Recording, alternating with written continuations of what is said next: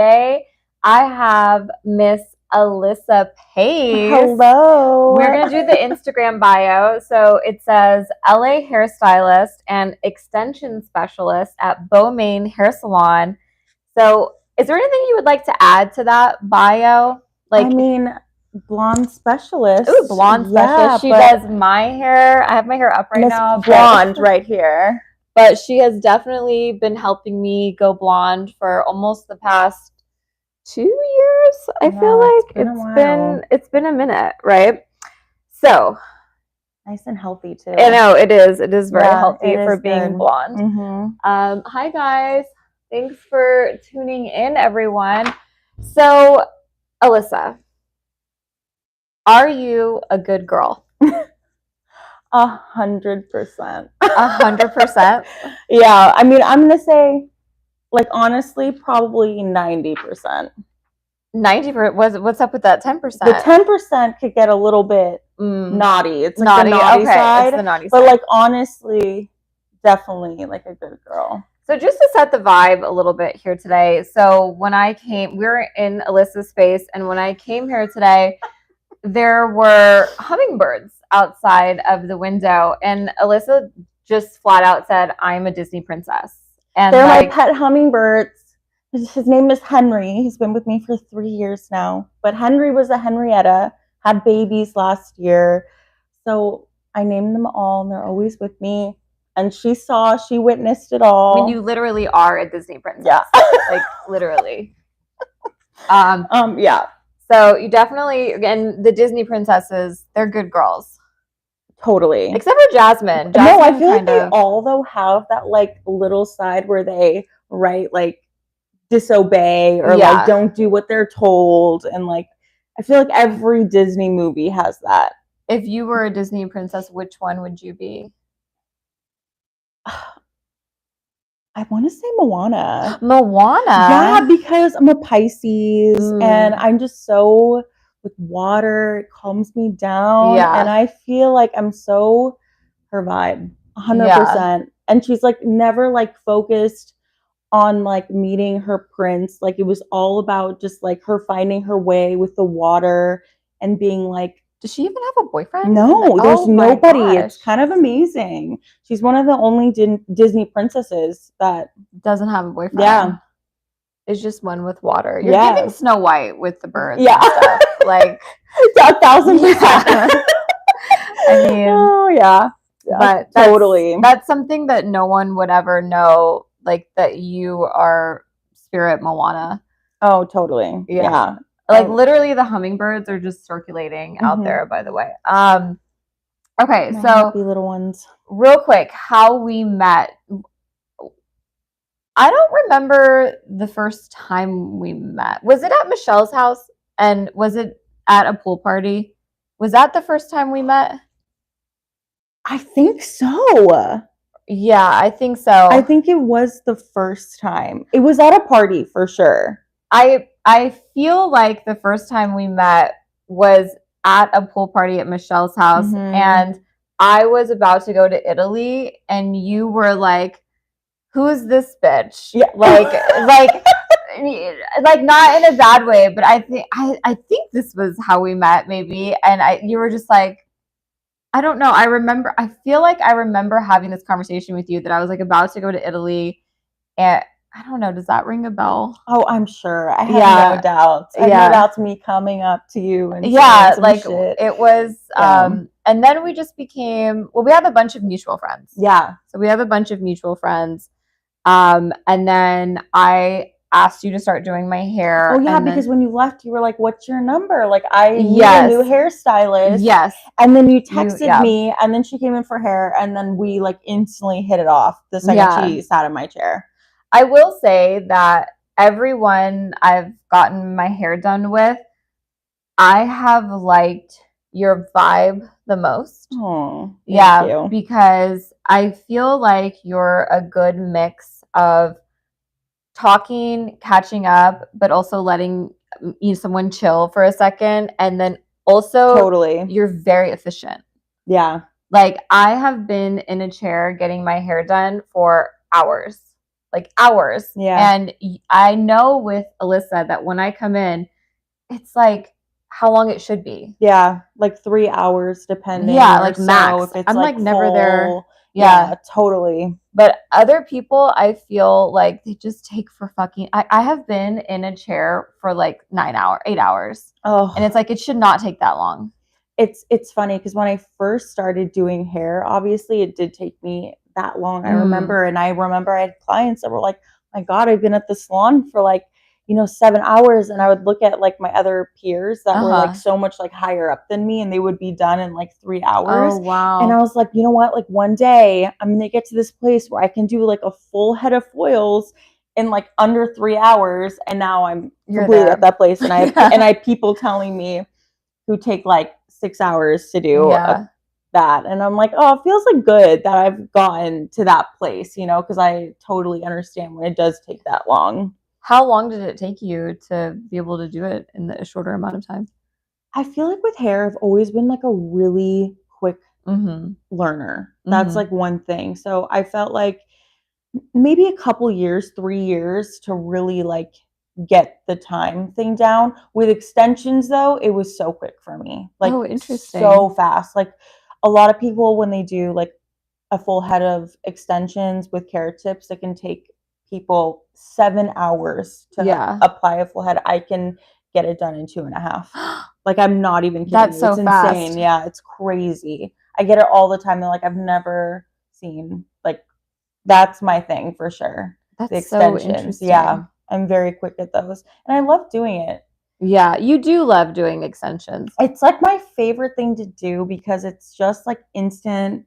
I feel like a lot of women, we get so insecure if like we have hair loss or if we're going through like hormonal changes where our hair wasn't the same, or even like women that have gone through pregnancy that have like bald receding hairlines. Yeah. Like the extensions is like instant gratification, and it can instantly make you just feel completely confident when you like were so insecure about it. It's so cool to see that like instant transformation. Isn't that interesting that, because I've experienced that like wearing a wig or something before, like when your hair is all of a sudden like so long, you do get this like pep in your, like you're it's like crazy. You have like an alter ego. Oh my God. When you have long hair. 1,000%. Like my whole dream was to be like blonde bleached hair, but like anytime I try to go blonde, it does not work for me. It's like brass central and it doesn't want to happen. But I got a wig one time and I went to a music festival and I wore this wig and I thought I was the hottest shit ever. Right? Yes. I was like, oh my God, this is my era. Like, she's made it.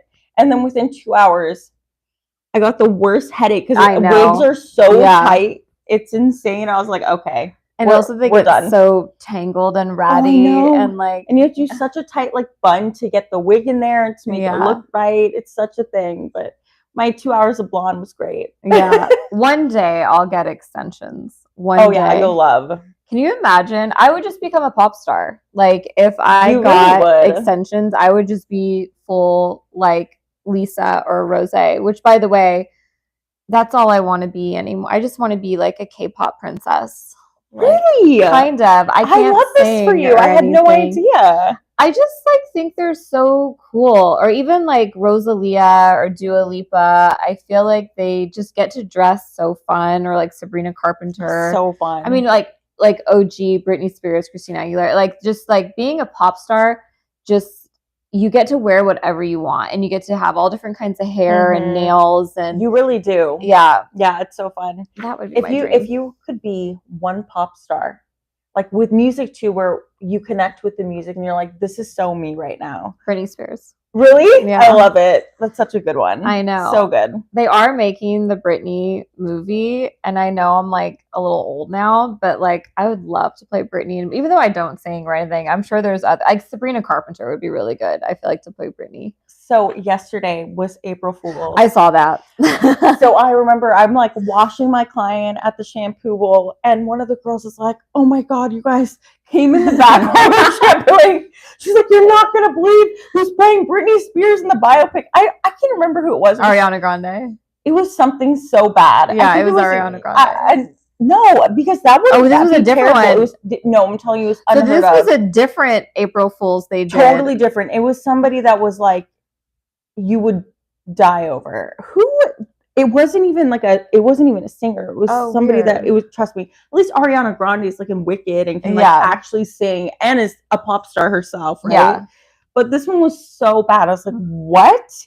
And then another client was like, you guys, it's April Fool's. It can't be real.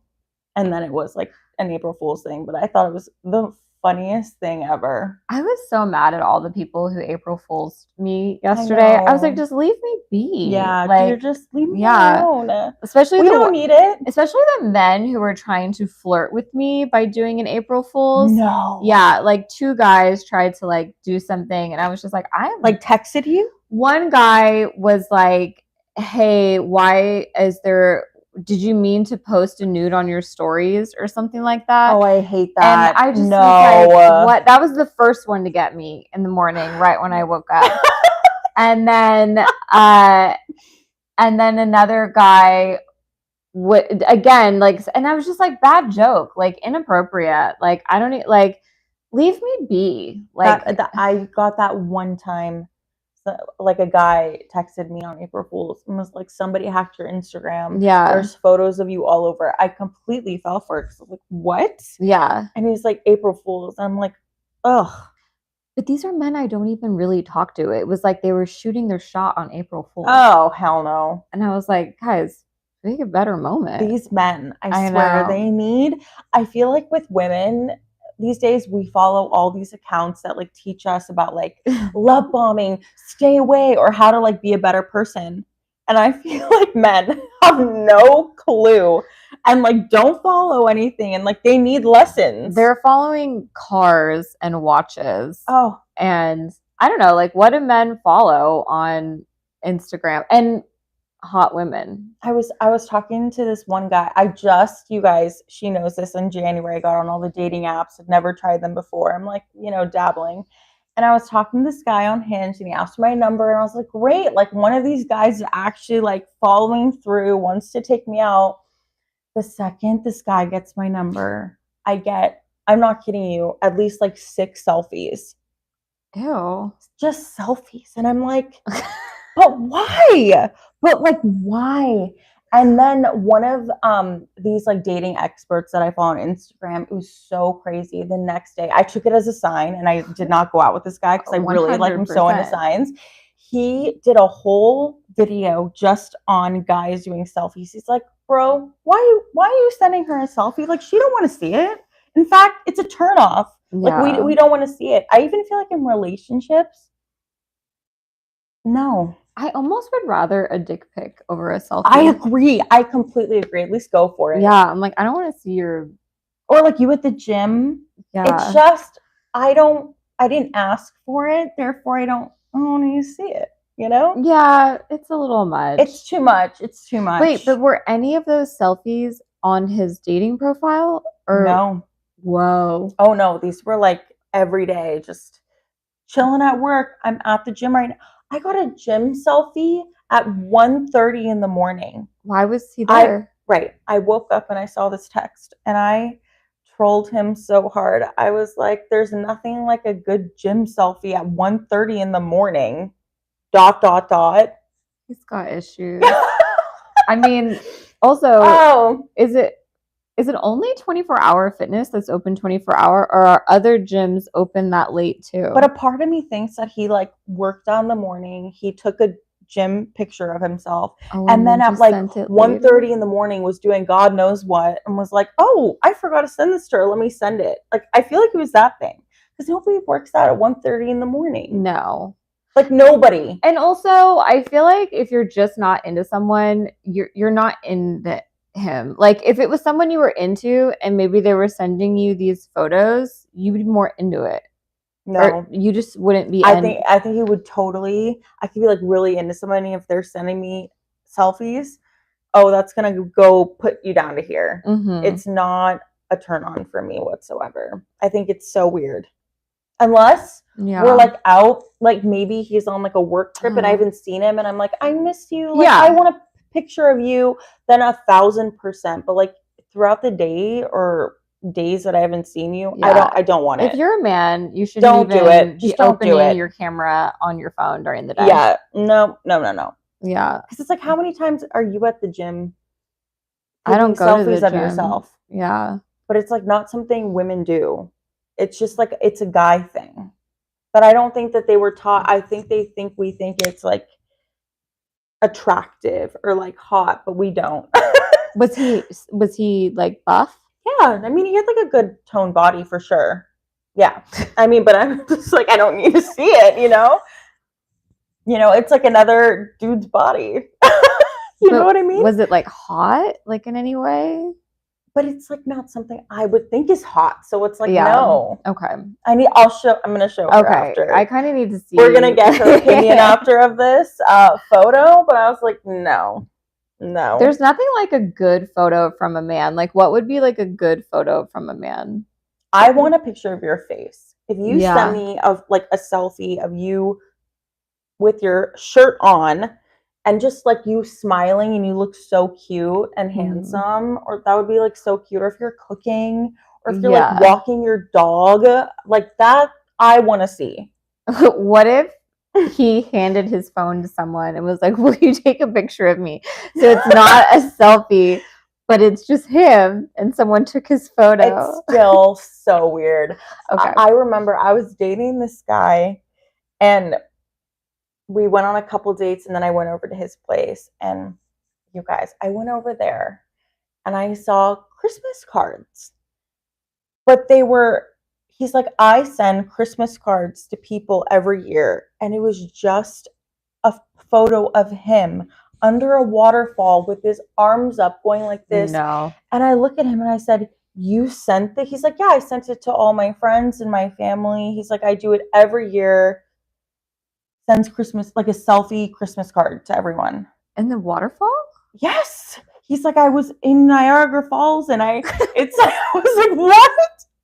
I thought it was the craziest thing ever. Yeah. I mean, that guy was like bad news, but I should have known right there. I think that's what tainted red flags. Your selfie. Or which have you always, this was before that.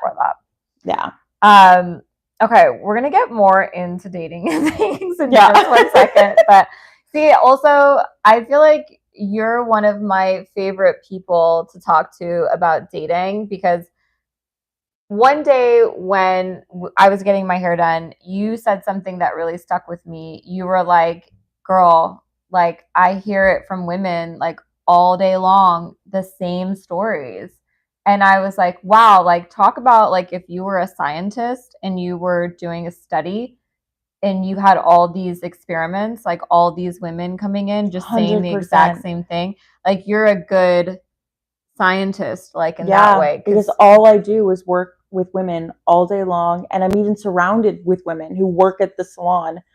And I hear the same thing about the apps, the men, the ghosting, the crazy stories. Yeah. You would think as somebody, but this is, I think the thing though, is that people can like hear it all day long and that you think yourself, you would still know like these red flags yourself when you're in it. Mm-hmm. And you're like, damn. Once those endorphins get pumping, I think so too. There's no stopping. Agreed. What a woman will do. Ignore. Yeah.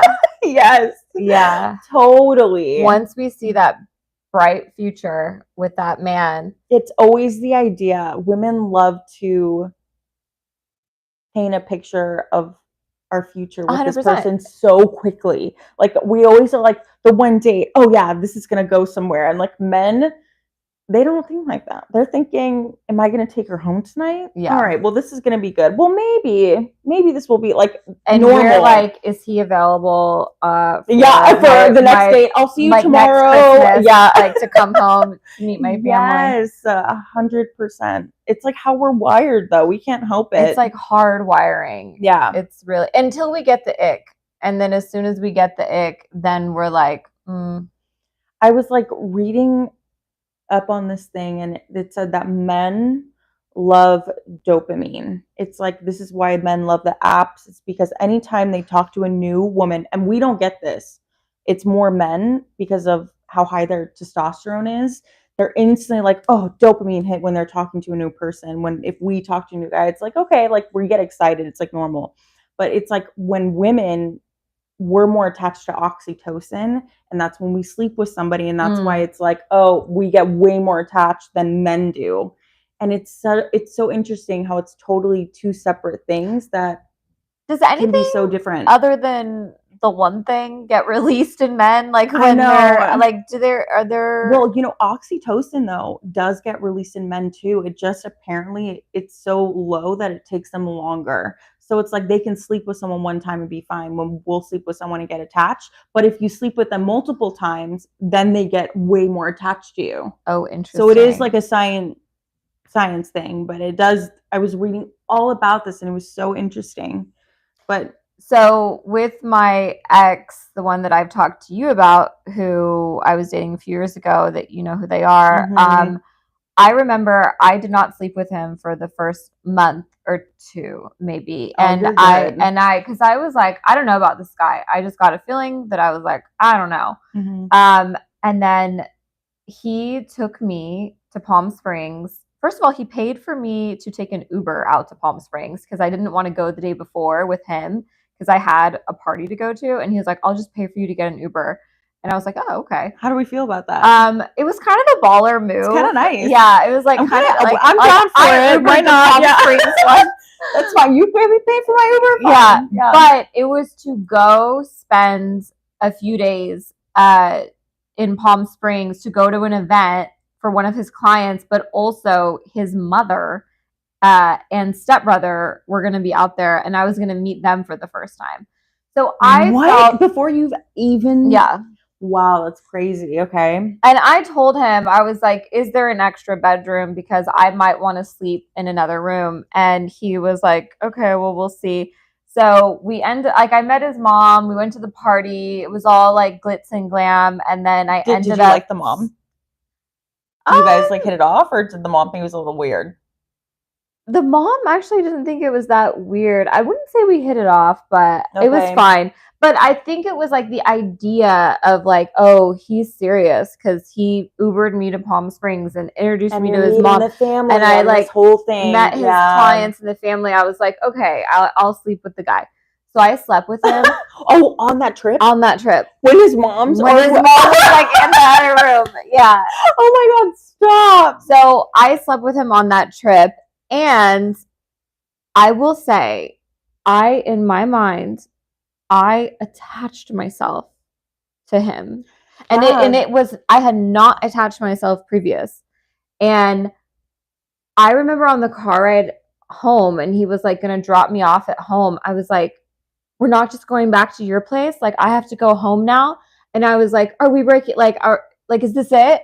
And I was like, I'm acting like a lunatic because I just slept with this person. Like, and I was like afraid of abandonment. Yeah. And I did not feel that 24 hours previous. Yeah. So it was crazy. That took a moment to be like what is happening to my brain? It's such a true thing. Yeah. It's like, that's why it's like, so they always say it's so important, especially now in dating, to try to just hold off until you really kind of get to know the guy, if he's like a good or shitty dude. Yeah. Which obviously takes 3 months. It always comes out in 3 months, they say. You instantly know. 3 months is such a long time. I know. It feels like forever. Yeah. And I'm like, damn, like now when I'm like dating people, I'm like, oh, I need to like not get attached for these 3 months, because it does feel so long to me. Yeah, that is a really long time. 3 months. But apparently if they're like narcissists, or if they have secrets or all these things, it scientifically, they say it comes out in 3 months, because then they stop like pretending. They can't pretend anymore. They can't hide things anymore, and things come out. I wonder if a guy has ever hid anything for like, until like a woman didn't sleep with him until they got married, and it was like 2 years, and then she married him and slept with him, and then he was like, boo, like this is who I am. I mean, I heard the craziest yesterday. I'm doing a client, and she's like, you're not going to believe what's going on with my best friend. And it's like, when I hear stories like this, I'm like, maybe I just need to fucking be single for the rest of my life, because it's so scary. But she was married this guy with him for 5 years, And then they're like going through a divorce right now. And she's like, what happened? She's like, oh, he's had this complete double life. Like had a different phone, like a whole different phone, so many women, so many things. And the thing is, she went through it and spiraled and went through his phone. And this is from years back. It wasn't a recent thing. It had been going on for years, a whole double life. She never knew. And I was like, and my friend, I was like, well, how do you not know if your husband, like it's so hard to fathom, but she's like, I'm telling you, my friend's the smartest person you'd ever meet. She's the most like logical, like there's just no way that anything would have gotten past her. It's so shocking. Well, to me, that kind of reminds me of the serial killer who was like in New Jersey or Long Island, and like he was married with children, and the wife said she never knew. Ted Bundy too. Oh, is that what it? Yeah, well, I think like, Ted Bundy had like a whole like kids and like that's like a double life. Yeah, that was legit. You never know if you're gonna marry a serial killer now, like that movie. I think I married an axe murderer. Oh, I need to watch that. Yeah, that's from a long time ago. Oh my God, girl. Okay, so what brought you to Los Angeles? I love it so much. Well, I think I was like 20. Mm-hmm. So it's been a while now. And I just always was like, knew I was going to do hair. Mm-hmm. And I was like, if I'm going to make it in hair, because I remember my parents were both of my sisters were like USC graduates, like psychologists, and I was the one that was like creative, and I'm gonna do hair. And my parents, my parents were like, okay, well, if you're gonna choose hair, then you need to be the best at it that you can like possibly be, like, because we feel like hairstylists always get like shit on like beauty school dropout, or like you can work at like a shitty salon and like like there's a lot of that. But I was like, that's just not gonna be me. So I was like, okay, I need to go to Beverly Hills. I had it in my mind at like 20. No, I did. I was like, okay, I'm gonna like do this. I need to like, for weeks I researched top salons where like all the celebrities went to, and was like, okay, I need to like, and I knew you have to assist, at these top salons to like even get a spot on the floor. And so I applied to like every top salon, and I remember I got in with one of the biggest ones in LA, and I assisted there for 2.5 years, and I commuted. I still lived at home in Ventura County, which is like an hour and a half away. And every single day, crazy hours, because when you're an assistant, they like work you to death, like the most toxic environment. And I commuted every single day. Were you happy? Oh, I was like miserable. Yeah. I was so miserable. But all I kept being like is, I kept seeing like how much better at hair I was getting, and like glimpses of my future of like really being somebody that I was like, it's so worth it.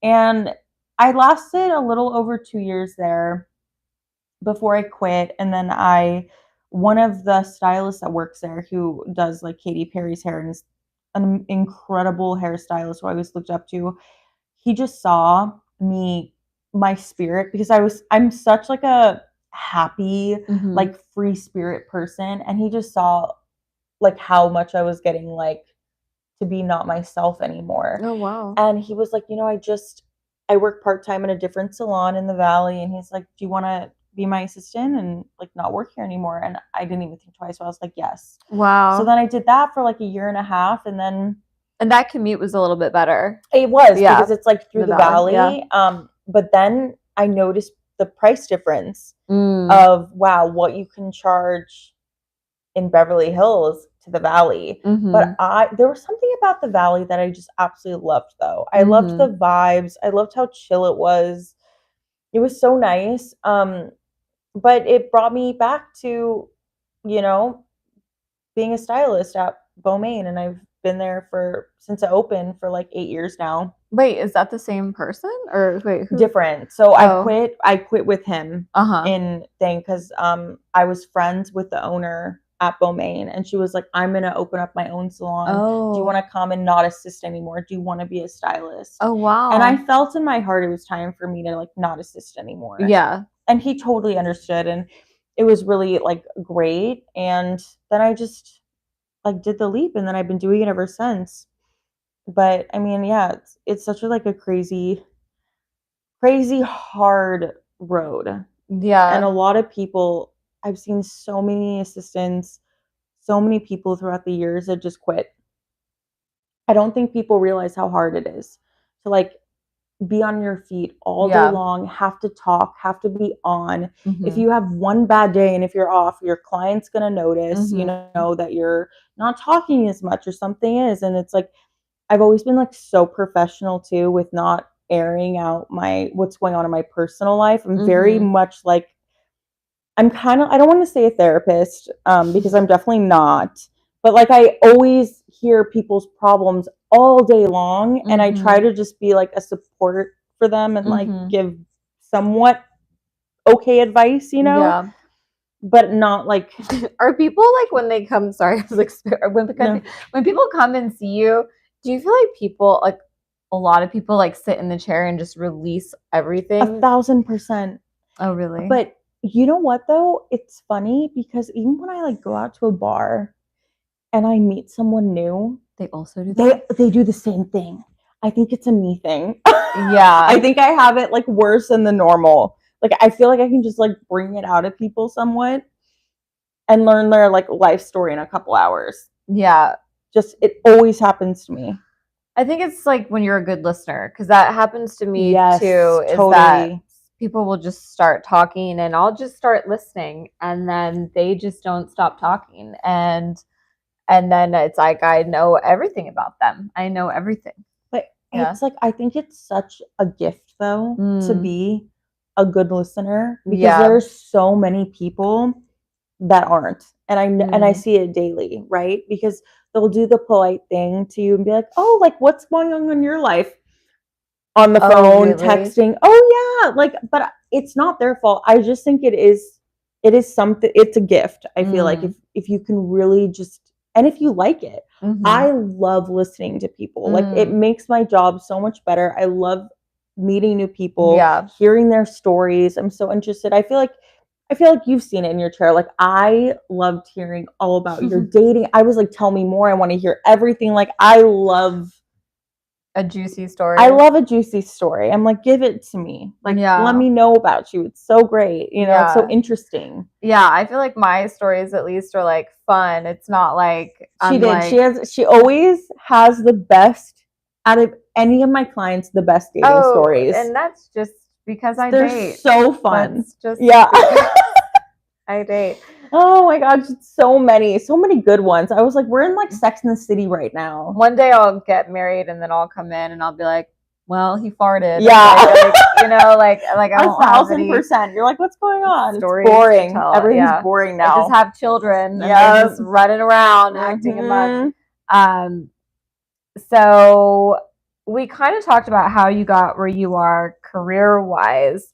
But do you feel like at some point your career, like you saw like a big difference like in your career, like in these last few years, or like, I don't know, like how do you feel like, or where are you in your career right now? Like, how do you feel? I feel like super, super blessed. I feel just like really happy with where I'm at right now. And it took, I would say, 2 years of once I was on the floor and like not making money, hoping clients would come, you know, like really working hard. And then I would say year 3 is when opportunities like really started, like just like blessings. And I don't know how to like say it, because of course it was like hard work, and Instagram's like a huge thing right now, especially with hair. Like you really need to be relevant in posting and all of that stuff. But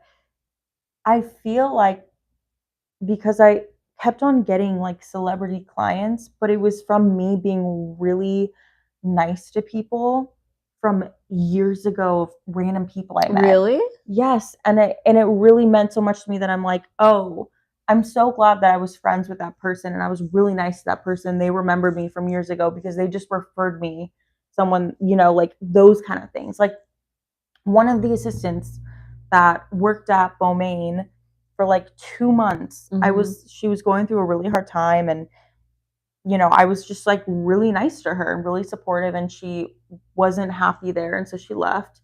And she referred me one of my top celebrity clients because from a different salon, and they just happen to have mutual friends, and she was like, oh, I know this stylist, it's amazing.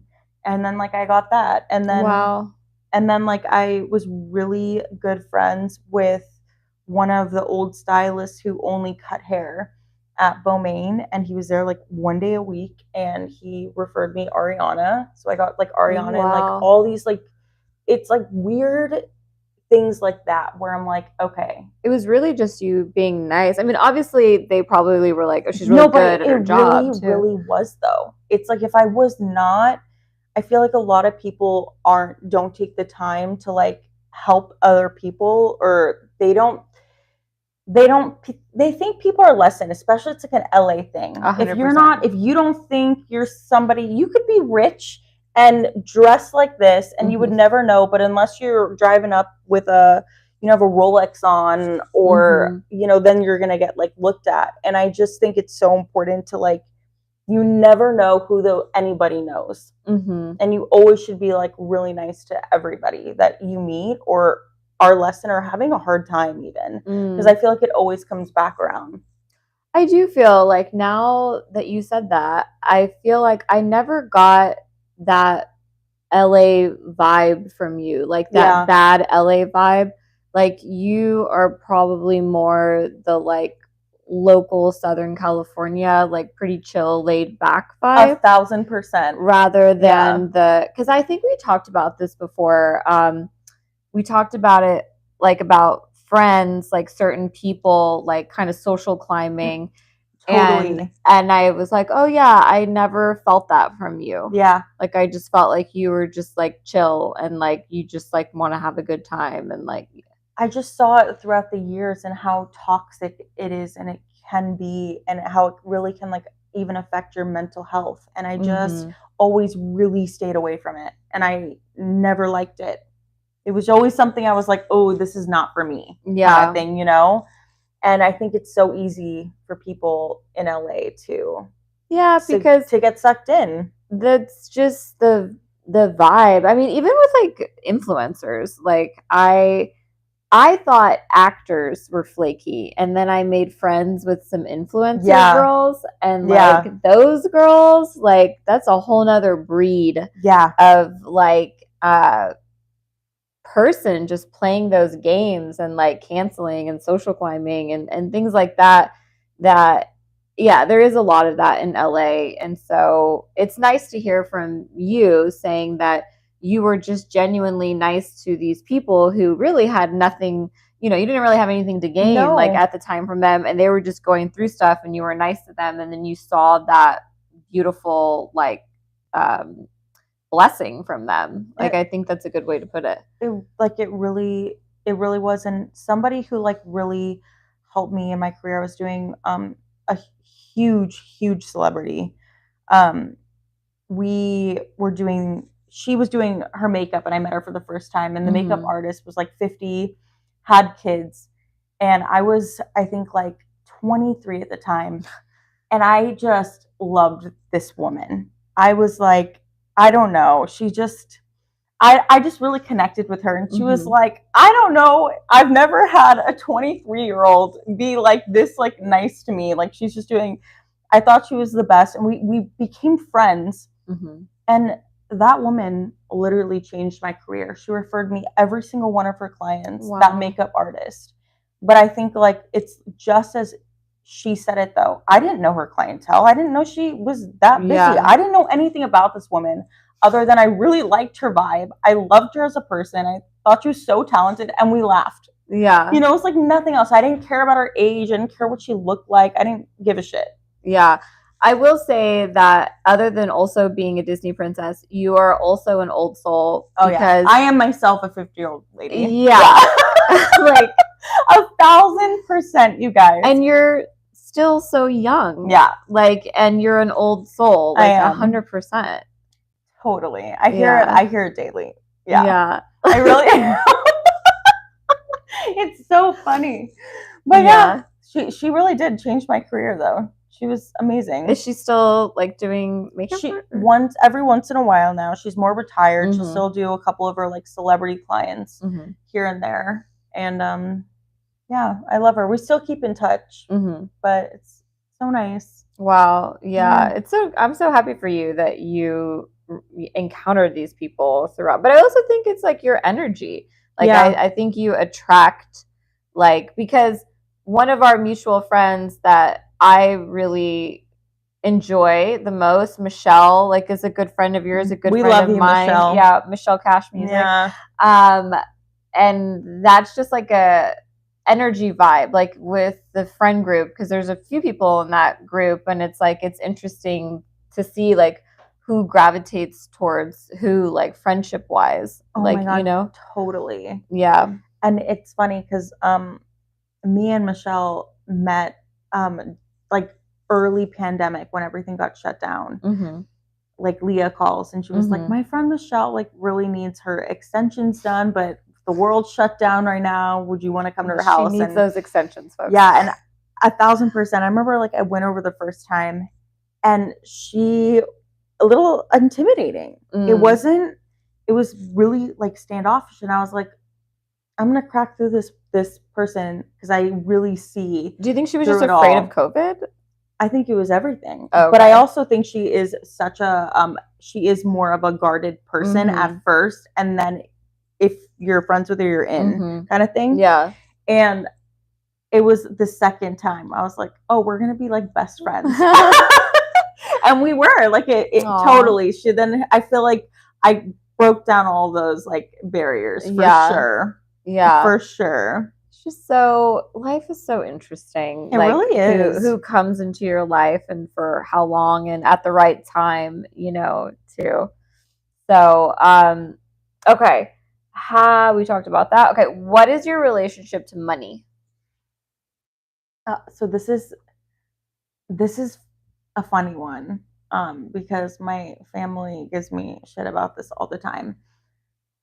I am like master saver. Oh, good. I don't ever spend money on clothes or random nice things. I think I've bought myself my Louis purse. It's like the purchase of my life. Like I did notice it. Yeah, I don't like spend. I'm not like don't have all these designer like shoes, bags, or like even food. I try to be like, I've always been like pretty responsible and saver, but it's something I stress out about all the time, even though I have it. Oh, interesting. It has always been something about me, and I don't know what it is, and I always try to like figure it out. So I want to say like I don't have the most healthy relationship because it's like I'll look at my bank account and like other people, like my sister's like, you're literally insane. That's like so amazing, even what you have in there. It's like unfathomable. Yeah. Like you should be so proud of yourself, like at your age to do that. Yeah. But I literally don't see it. I stress out about it. I think it's like the pressure of LA. Yeah. Like you want your own house one day, or like what if I'm single and I want to afford a house on my own? It's like, or these things, like you don't want to be in an apartment forever.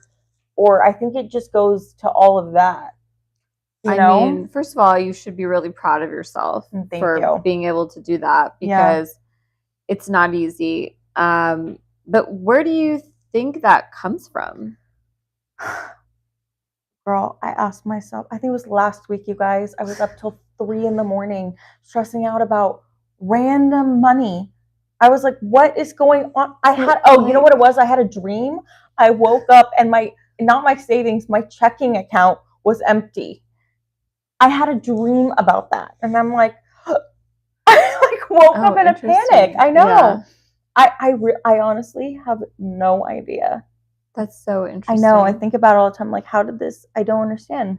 Were your parents ever like, stressed about money or like, because like even my mom, like growing up, she was like, oh, you got to save for hard times because like things aren't going to look good in the future. Like shit like that. Yeah. Which would always make me be like, she's right. You know, like, I don't know. I thought it was like childhood stuff. Yeah. But then it like wasn't.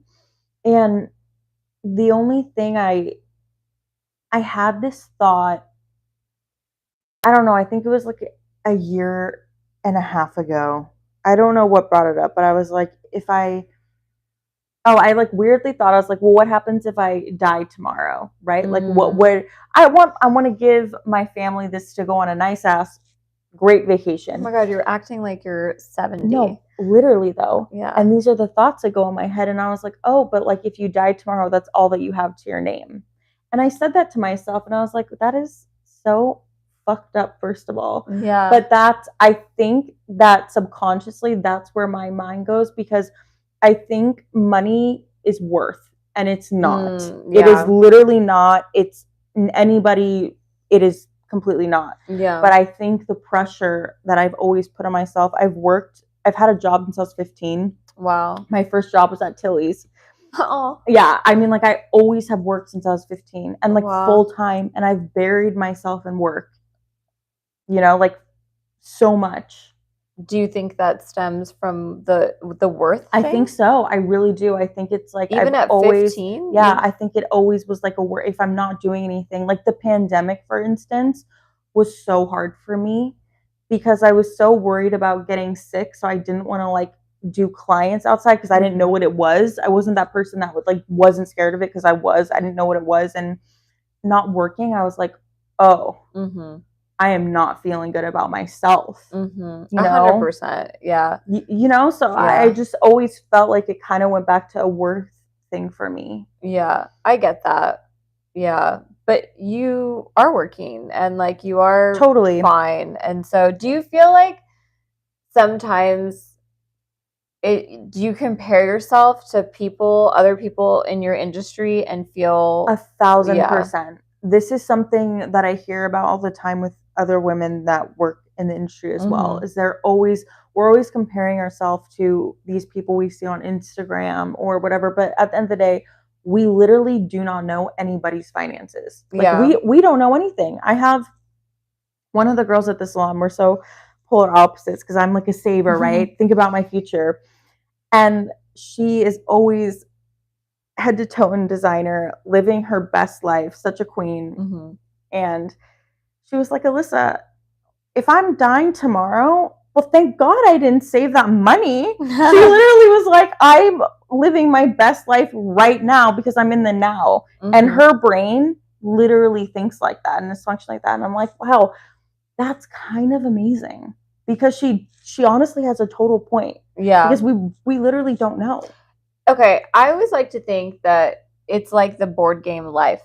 Yeah. Like at any point, totally something could happen. Like, and I'm like, you know, like you could get $100,000 like out of nowhere for some reason, or you could what were the bad ones like? Get into jail. Go to jail. You go to jail, girl. You go to jail. Yeah. Did people die in the game of life, like from an accident or no? There is that car thing though. Yeah. So maybe. Yeah, like a car crash. Yeah, like, there is like I don't know. There is a car thing. I don't know if it goes that dark, but but when you had more children, didn't you get more money for having more children? Or no? I'm sure. Yeah. I'm sure. I haven't played the game in a while, but it is like that. You never know when something's gonna happen. Do you ever feel ashamed? No, the only time I have a hard time with is myself. I'm like my own worst critic. It is always a battle with anxiety, OCD, depression, all these things come creeping up on me and it's like all mental, but it's like I'm my worst battle. Like, no, everyone loves me. I don't got no enemies out there, you know? No one's talking shit about me. I'm pretty liked, you know? Like, I'm like, I have a great family. Yeah.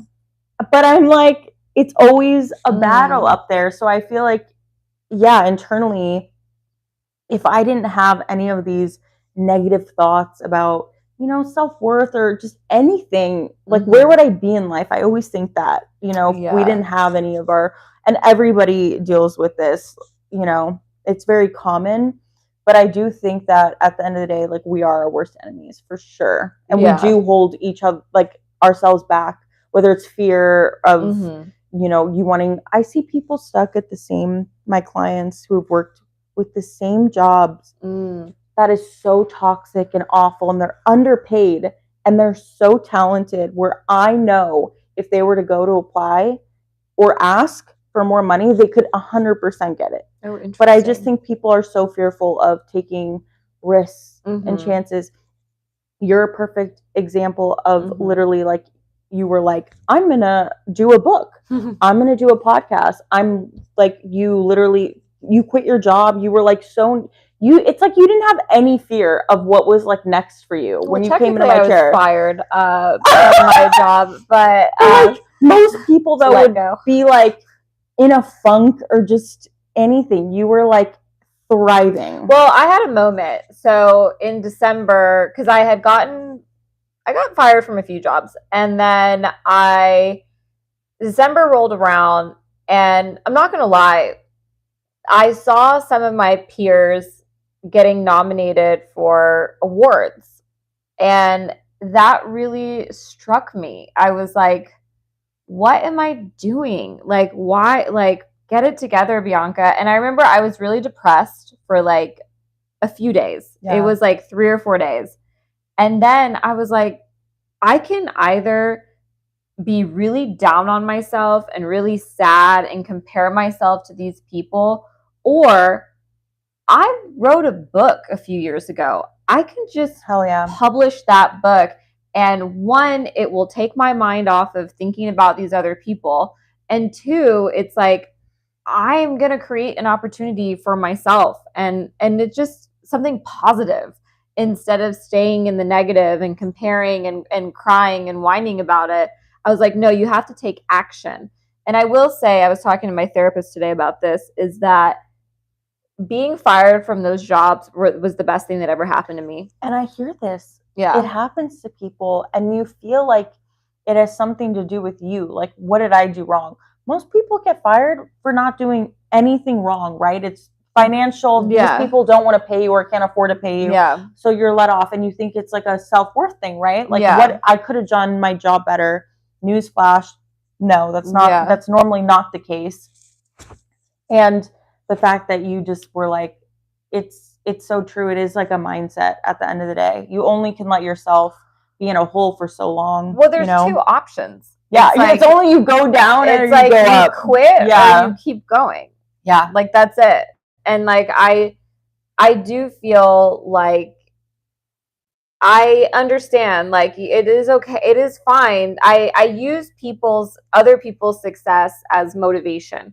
Like, yeah, it makes me a little jealous, but like, it also motivates me, which I think is healthy to, like, sometimes I have to keep myself in check about it, but other times it is motivation.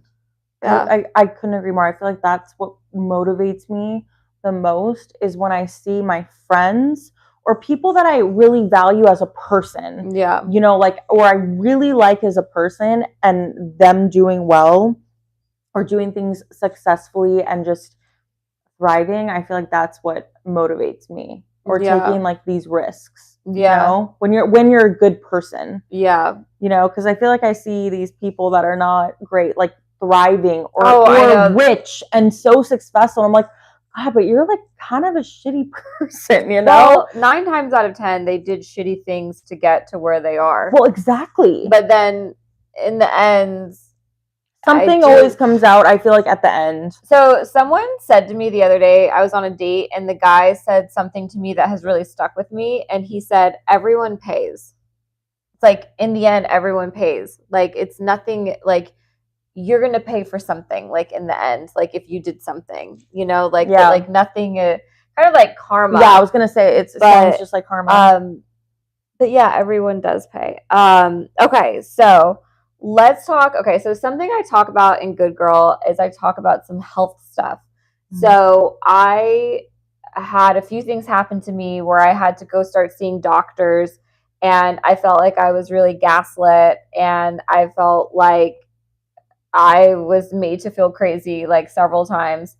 And then something actually did happen to me where I hurt my back, and I was dealing with back pain, which I don't know if you guys know about this, but that can be really hard. And then the other day we were talking about that you went through something similar. Yeah. So let's start, I guess, I kind of want to start with the back pain. So you started feeling like you had pain and then you went to the doctor, or it happened and then you went to the doctor? So I got into a car accident, and it was kind of like right after that, I was like, oh man, this is like brutal. So I got like MRIs done, x-rays, and it was just herniated discs. I have 3 in my back now, and it was kind of the same thing where they just want to give you painkillers, steroids, and like not, or physical therapy, and not really like help like what can like really, I feel like, deal with the problem, which is like you really should be on an anti-inflammatory diet. Like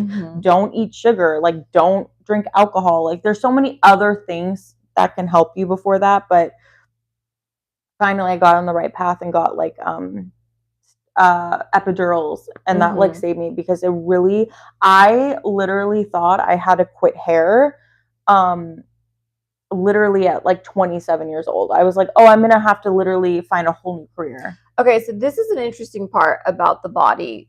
When you're in that much pain, you think it's gonna last forever. 1000%. There's no way out. Yeah. Like, talk about a depressing hole that you're in. It's like your nervous system is telling you that this is gonna be forever.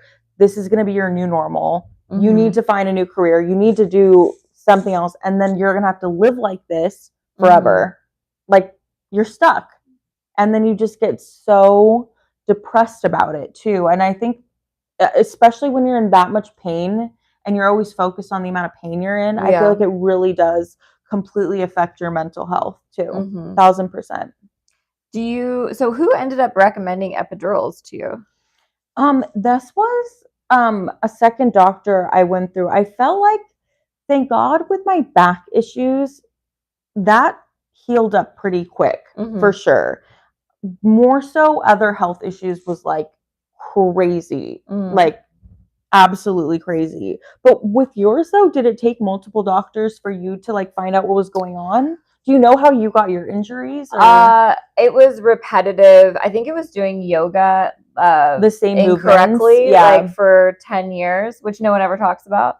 But and it's also hereditary. My dad has back issues. But with mine, I kind of felt like something was happening, and I went to the doctor, and they wouldn't do an MRI, like they wouldn't approve it, because they were like, "You're fine." And then my back went out like by sneezing. And so I like went and got an MRI, and they're like, "Oh yeah, you've like this herniated disc and blah blah blah," and it was really bad. And I wasn't able to work, for a while, because at the time I think I was like bartending, so I definitely couldn't do that. And I took some time off. And my friend gave me this book about back pain, like the back pain industry book. And it talks about how it is a huge industry to make money because of like surgery, like the surgeons get paid. And I did go see a surgeon, and he recommended surgery, which is what he does. And I'm so glad I didn't do it. Oh, you guys, if anything, please, this is the worst thing you can do ever is have back surgery, unless you literally absolutely really need it. I'm telling you, if you have discs problems, joint issues, don't do it. So they were talking about that, and I was like, okay, I'm a little scared, I'm not going to do it. And then they were talking about the painkillers, like how that is another issue, is that you get addicted to painkillers. Which I've always been very like scared about all drugs, and so I wasn't really taking painkillers. And then the other one was just like chiropractor versus Pilates versus like basically they tried doing the chiropractor thing on me too, and every time I went there, it made it so much worse for me. I tried it so many times that it made it worse. See, like that's everyone's different. I mean, you could probably have done it and it would have worked for you. It messed me up. Honestly, I feel like what worked for me was just time. Like I think my body like needed to heal, and then I did do steroid injections once. But then every now and then I'll like make one wrong move and I'll throw my back out. And I literally one time I was just putting on a sandal. I was like, and I was standing. I was just sliding my foot into a sandal, and my back went out. And I was like, wow, like this, you know, it's something you have to live with, but like it really is. It's so managed for me, but it is literally a daily thing still. I feel like forever it's always going to be, if I'm like sitting on the couch for too long, I'll be like, oh, I'm hurting right now. It's going to go away in a half hour. You know, 3 herniated discs. That's a lot. A lot. I have one in my lower back and then 2 in my neck. Oh no. From the car accident? I don't know. I mean, my dad has a really bad back too. I think the neck ones for sure. I also have like arthritis in my spine too, I do too. And scoliosis. So I mean, the back issues are backing, but once I got in the car accident, I was in so much pain, and kind of the same thing to like do physical therapy. This was before the MRIs, and then they referred me to a pain management doctor, and it was the same thing where I had to wait a certain amount of time to even get approved for an MRI, and it was like, I think it was like 10 p.m. and I was in the worst pain of my life. I thought something was wrong, and my mom actually rushed me to the hospital, Los Robles Hospital, and that's how I found out I had herniated discs, because when you go to the hospital, they instantly do all these tests. Like you don't need to get approved for anything because they're going to instantly do it on you. So honestly, like sometimes if you're in like that much pain and you're not getting approved for shit and you need instant gratification, just do it. Honestly, I'm not gonna lie. I've gone to the emergency room probably. I'm not gonna lie. Probably like at least 50 times in my life because. Oh my god, this is amazing. Yeah, because I had really bad panic attacks for a while, so I always thought I was dying. Heart attack, stroke, all of it. I was like a hypochondriac, like a little bit in there too. And I just was like, fuck it. Like because I want to know right away. Like if there's like some people are afraid of doctors. I'm not afraid of doctors. Same. Like if I have a cough, I'm like, sign me up. Like do all the blood work, like figure it out. Yeah. I'm literally the same way. So I spent so much money, you guys, on a heart machine where we'll check, because I'm with you, the anxiety thing, like I don't know if I'm having a stroke or something. I also have a blood pressure machine back there. I'm not kidding, you guys. Like I need to know if I'm about to have a stroke, a heart attack, if I'm feeling weird. What tells you if you're gonna have a stroke? Like what machine is that? Well, your blood pressure machine, if your heart rate is up, you know, or if your blood pressure is super low, right, that can be, or like really high. But it's called like cardiac care. I remember, you guys, I went to like the heart doctor. What are those called? Cardiologist. Yeah, I went to a cardiologist because I wanted to make sure my heart was all good. Because like just as you, hypochondriac. I've been like this since I was a kid. He's like, no, like I feel like you're if anything, you have like a really fast heart rate. You know, it's definitely not the norm. He's like, but you could have like a at-home heart machine that'll tell you. It's through an app, and it tells you if you're having a heart attack, anything, if you have heart disease, all of it. So literally, I think I was on it like 4 days ago.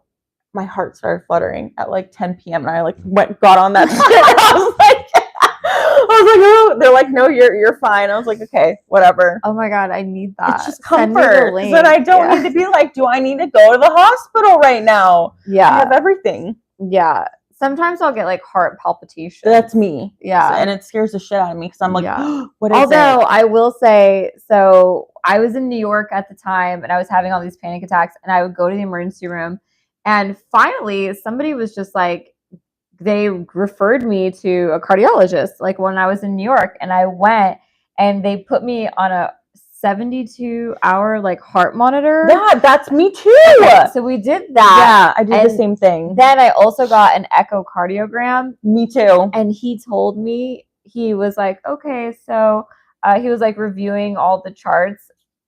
And he was like, so, okay, and then you're aware of the mitral valve prolapse. And I was like, what? And he was like, yeah, you have mitral valve prolapse. What is that? So it means that like one of my like tubes or whatever, like arteries, no, it leaks blood back into the chamber, like a little bit of blood. But apparently it's like not that big. He was like, yeah, you just don't look it up online. And I was like, of course, I like went home and looked it up online, and like one of the things is like sudden death, like mitral valve. And I was like, oh no. So he was just like, just go to a cardiologist every 3 years and get a checkup. I've been to ones out here in LA, and the guy was like, I really don't think you ever need to come back. But I was like, I'll see you in 3 years. Yeah, like literally, I'll see you every year. Yeah, 1,000%.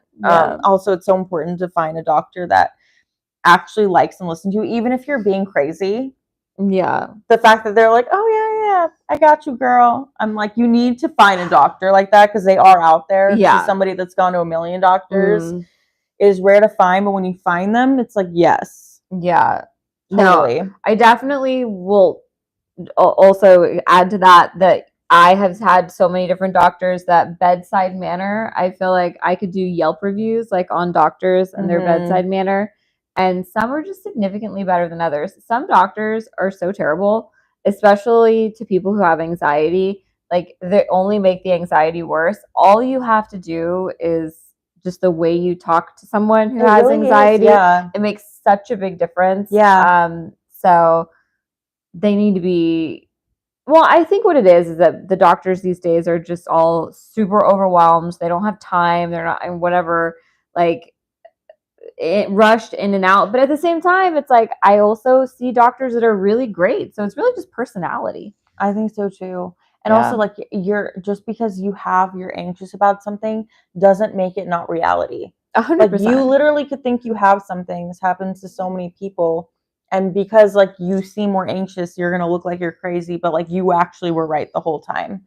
Like, advocate for yourself. Yeah. It's so, so important.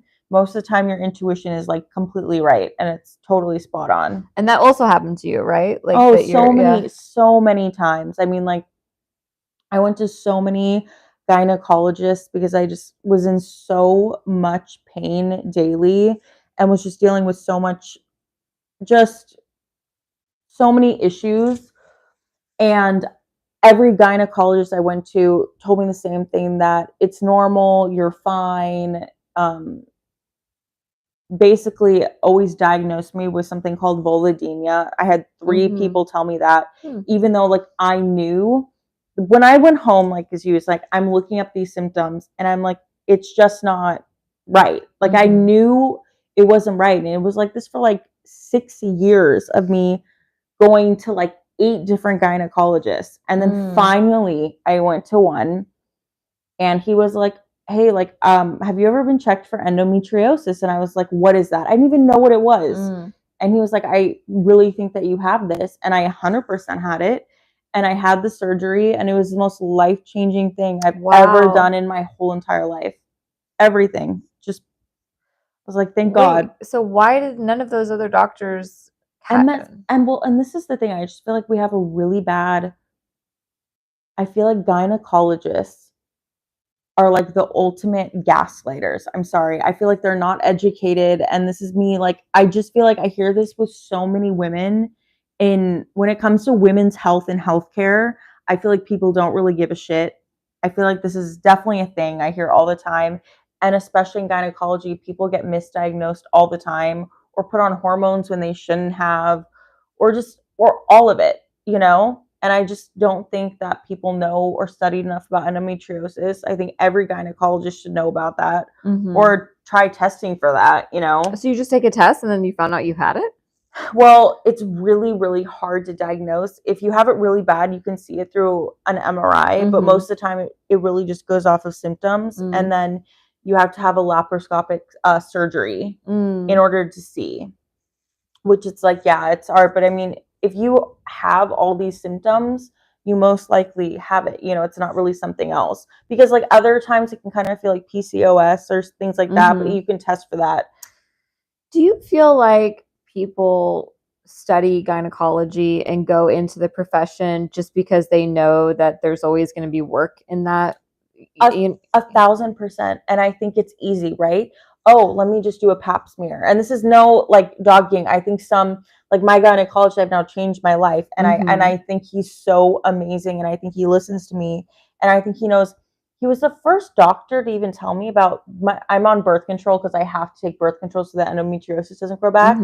But he was the first doctor to even tell me about this like newer birth control that came out like 5 years ago that uses natural estrogen. Natural estrogen, you guys. Oh. Any other gynecologist should have told me about all my birth control options, but I felt like it was always the same 2 birth controls that you're put on, or do the IUD, but there's so much out there that we don't know about. And if you get somebody who takes the time to really educate themselves on everything, then yeah. Wait, so the natural birth control, it's called Hairstylist. It's amazing. And it doesn't make you feel crazy? No, I have no side effects from it. It changed my life. It's so great. I mean, I've referred everybody on this. What is it called? Hairstylist. And it basically uses your own natural estrogen and pumps you up with that. So it's not fake synthetic estrogen, which other birth controls have. Every time I have tried to get on birth control, I want to jump out a window. Yeah, because our body should not be pumping that much estrogen. Yeah, into or I get really sick, like nauseous. Yes. Yeah. I'm either crazy or nauseous. Yeah. Totally, 1,000%. So this one, I mean, is so great for me, but still, I just think that from somebody that went to like 8 different gynecologists and they all basically told me the same thing when it literally wasn't true. I think it's kind of what you said. I just don't think people educate themselves enough or just don't give a shit. I think they just want to do the paycheck thing. Let me give you an exam, send it into insurance. I'm going to get paid this way. Yeah. Same old checkups, and that's it. Yeah, because I mean, everyone goes, all women go to the gynecologist. So that's exactly. There's one woman that has not been or does not go to the gynecologist. Yeah. We need that, you know? Yeah. So I just think it's just it sucks. Yeah. Yeah. We kind of talked about this a little bit, but I want to go back. You're single. I am single. She's dating. And she's dating. She's mingling. Are you still on the apps? Well, as of 2 weeks ago, you guys, I'm taking a little break. Yeah. I said the month of April, I'm just gonna not go on them. Yeah. But then she'll go back on. I'll check it back out. Yeah. Okay. What is a red flag for you? I think my biggest red flag. Other than selfies. Yeah. I think the best red flag I can like say or come up with is that if their actions are not matching their words. I think if that's basically the main thing I'm looking at. Oh, like I'd love to take you out. Like let's plan something for next week. You don't plan something next week. Next. But it's like always the same. I feel like with men, they're such talkers, and it's really hard to find someone that does the actions. Yeah. And that's my main red flag that I think is just so huge. If you're not doing what you say you're going to do, you know, like they love to be like, oh, let me just like, I'd love to cook for you one time, or I would love to take you to this restaurant, but they don't, they'll do other things, but they're not doing what they said that they wanted to do for you. You know what I mean? Like it just doesn't add up. I feel like that's also the dopamine hit. 1,000%. Like they want to say what they think you want to hear, but it's not. But it's reality really for them. It's not. It is. It makes them feel better about themselves. Yeah. Because we're like, oh my god, really? That's so amazing, and it's like kind of boosting their ego a little bit. You know, we kind of talked about this the other day because I had a few situations, and then you found yourself in one about the guy with the phone number. Yes. So when a guy asks you for your phone number, and then you just don't hear from them. So I think that's also a big dopamine hit. Can I get this girl's phone number? Yeah, I don't know. Like, what else? What challenge? Yeah, so weird. Things we don't know nothing. You know, but. I guess you never really know what's going on in someone's life, like at that time. You really don't. Unless they just tell you, right? That would solve the mystery. That's another thing. And I feel like women are obviously, we're more vocal. We like to get things out and talk about our feelings, and men are very avoidant. So I think it can be really tricky too when men would rather not just be like, hey, it was really nice getting to know you. I don't really see it going somewhere because of X, Y, and Z, but it was nice talking to you, right? Dream scenario, right? Yeah. You're not going to hurt my feelings. Thank you for telling me. I feel like women do that all the time, right? Like if we go on a date with somebody and they're asking us out again, we're not going to ghost you. We're not going to not text you back. We're going to say, hey, it was a good date, but I don't see it going this way because of this. Men just don't give that back, and it would be so refreshing to just do that. Yeah. You know? I think especially in those situations where there was a vibe, like there was a definite vibe. Like this happened to both of us, you guys. We literally met like great guys, followed us around like puppy dogs for 4 hours, did not leave our side, like constantly talking. I mean, got the number and everything, and then we just didn't hear from them. Yeah. And it makes, we couldn't make any sense of it. Why do all of that? I think in my 3 situations, they were just trying to sleep with me in that night. Yeah. But I was shocked at the level of commitment. Yeah. I was like, wow. Okay. And also, I think just really let down that, because I thought we had a good thing going. I know. Literally, same girl. Because it's like, how rare is a connection, and then for it to be like manufactured, I think just makes me doubt humanity. Totally. Honestly, I literally felt the same way. I think it's rare too to meet someone when you actually like vibe with somebody that well for that long. Did you guys kiss the guy? No. Oh, okay. He was very respectful, just like wanted to hold my hand throughout the whole night. And we literally just met out. Like it wasn't an online date or anything. Like I met him out at a bar, and then we just spent 4 hours together, and he was like really respectful. He just like put his arm around me most of the night, but he didn't try to kiss me or anything. So I felt like that was even more of a green flag, because I knew he wasn't trying to sleep with me. He didn't want to take me home. He wasn't giving me any of those vibes. So that's why I was like, what the heck? Yeah. It makes no sense. Doesn't make any sense. It doesn't, but we can analyze all day long. We're not, and same with you, you know? Yeah. For men to like spend that much effort and time for like nothing, it's so bizarre. It is so bizarre to me. So one of my other friends, she's really good at helping me, like remind me as soon as someone does something that's like, like she just literally says, like, I'll tell her the situation and she'll just go next. Yeah. Like, and that is so true. Like, you know, if someone's gonna let you down, like in some way so early on, like, it really just like goes to show you that. That actions aren't aligning with words. Don't waste your time, because then you'll find yourself 2 years later breaking up with them, or them breaking up with you. And I was one of these people I follow who's like a relationship coach.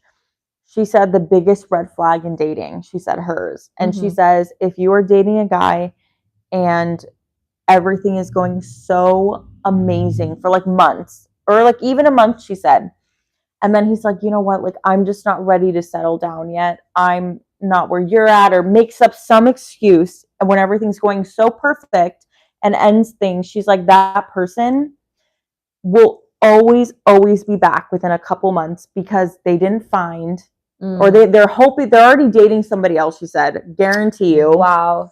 And she said the only reason they're breaking up with you is because they see they're liking somebody else more. Sorry to hurt your feelings. And then when it doesn't work out with that person, they realize they fucked up and they always come back. And she said those are the men that are always gonna fuck you up the most. Yeah. And like really, she's like, just don't go back. And it's so tempting. I hear this all the time with like my friends, and you do get tempted by things that you really, in your reality, it was so good for you. And it is easy when they come back to be like, oh, you missed me. Yeah. You were thinking about me for months and now you're coming back. Like, that's what we're thinking, but that's not the reality. No, that there was I didn't even think about that. Like, it's bad. It's brutal. It's brutal. With the guy last year, with the guy with the kid.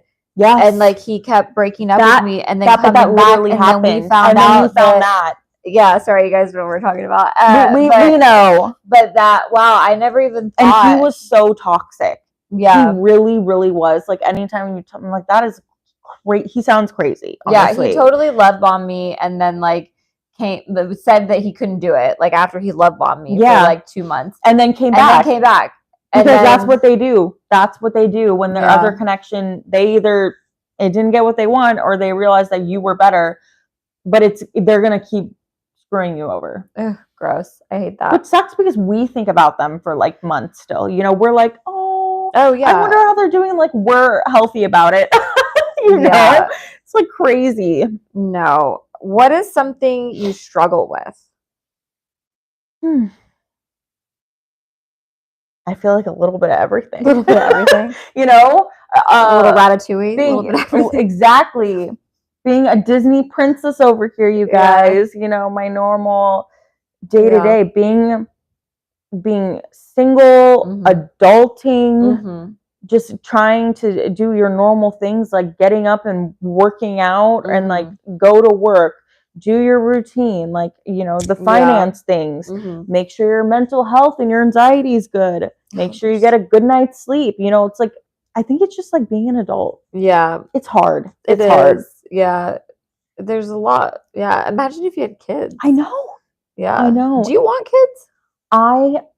I always thought I wanted kids. And then I feel like over the past couple years, especially, I have never, ever met one person, you guys, like to date, that has had kids. And these are my friends that are not completely miserable. Really? And they love their kids. I'm not saying that at all. Like, they would not, they don't regret it. That's like not what I'm saying. It's just they are not happy. It is the hardest job. They're miserable. They don't sleep. And when I see them, they look like they hadn't slept in a week. They're always complaining about just everything to do with momhood. And I'm like, damn, it would make it a lot easier for me if you seemed happy. But like, no one seems happy anymore. And it's funny, I always like ask questions and all these things, and it's like, oh, well, I feel like women nowadays are not really, they're more comfortable with the idea of not having kids, but you're always going to have a guy that is pretty set on having kids, right? Like, I feel like that's, even on these dating apps, they all say want kids, want kids, want kids. It's so funny. And they don't have to do the work, you know? And I feel like when you're a woman, you get pressured into that, and that's what happens. And I think that's why there's more resentment in marriages, and it's tougher having kids because it's more of a pressure. Yeah. It's funny because I feel like the law of attraction is always like, if somebody doesn't want kids, they're going to meet someone who wants kids. Yeah. And if somebody like who wants kids is going to meet someone who doesn't want kids. Yeah. But I do, you know, I see that the responsibility at the end of the day tends to always fall on the woman, like with the childcare and the household. 1,000%. Especially because it's like you give birth and then you're really not capable of going back to work. You want to spend time with the kids, and then you kind of have to, at some point, if you do decide to go back to work, you got to get back out there, which in this economy, you know, I don't know how people are doing that. I know, it's scary. It really is scary. Yeah, if you leave your job for like a second. But yeah, I mean, times are changing. Are you worried about global warming? Of course. I feel like that's always been one of my main concerns for years, is always been that. Yeah. And I always am like, oh, it's a thing. And then I hear people, I'm like, oh, it's not a thing. I'm like, oh my God, you guys, like, please get it together. I met this like climate, what was her consultant or special? I don't know. She like worked in climate change. And I was just sitting next to her at dinner with like a group of people one night. And I was just like, so what should we like how should we be living our lives? And she just like looked at me, and this girl was really nice. Like she was a good person. She just looked at me and she's like, I just try to enjoy like every moment because life how it is now will never be this good again.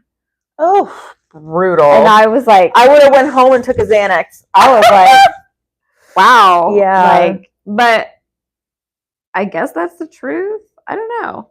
I mean, I do. It's like we are seeing it every year is getting worse and worse with earthquakes, fires, especially in California, and then even like tsunamis and things like around the world.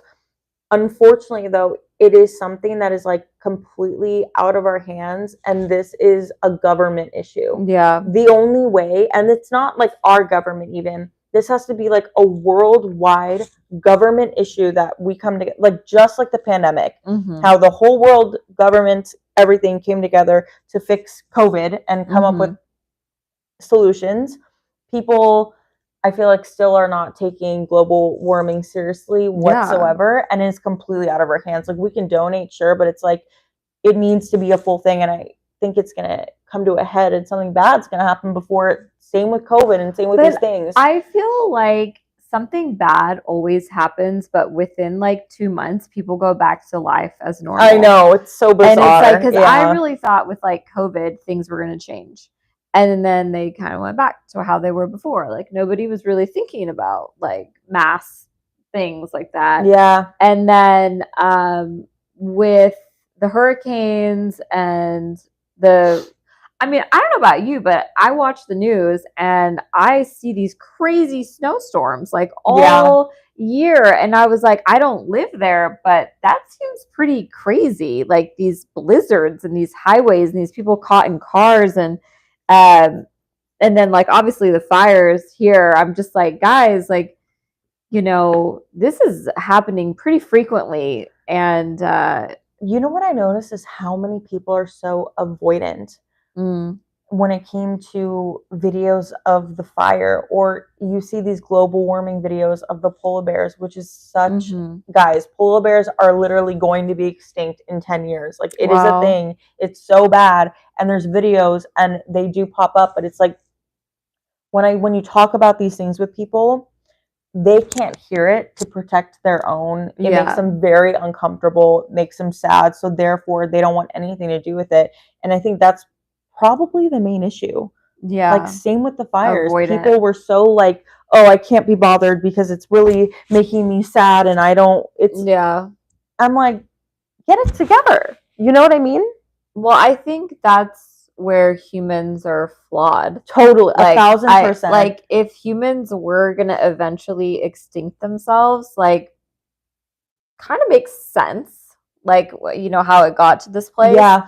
Just with like, waste and, you know, kind of not really connecting to nature and seeing the planet and power and greed and money and, you know, corporations, like it all eventually the evolution of man getting to this place, totally, it all tracks, you know. And then we're living in a society where you can just avoid your problems or like ignore them with like social media or like your phone. Yeah. So, I mean, yeah, I hope that the younger generation, but then I look at them and I'm like, maybe not. I don't know. Like, because I feel like they're being raised not to not know about issues. Or just to be avoidant. Be out of it.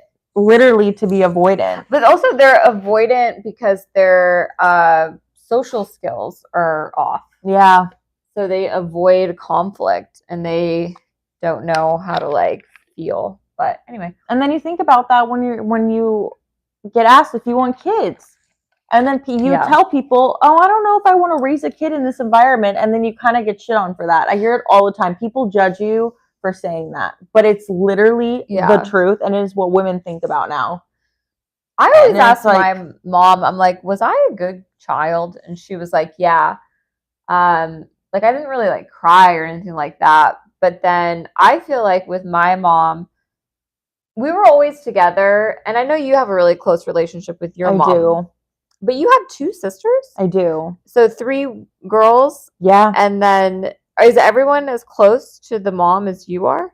Me and my mom are like soulmates. She was in my past life. She's going to be in my next life. Like, we have a very special bond.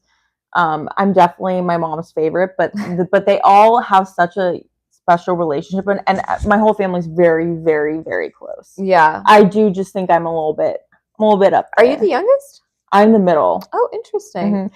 And it's funny because growing up, I was not a good child, apparently. Like a baby? Apparently I was terrible. Anything my mom told me, no, Alysa, don't touch that, I would touch it. Or I was so defiant. I was horrible, apparently. And my other 2 sisters were like perfect. But then when we got to like 10 years and up, I was the golden child. And then my younger sister was like the crazy one.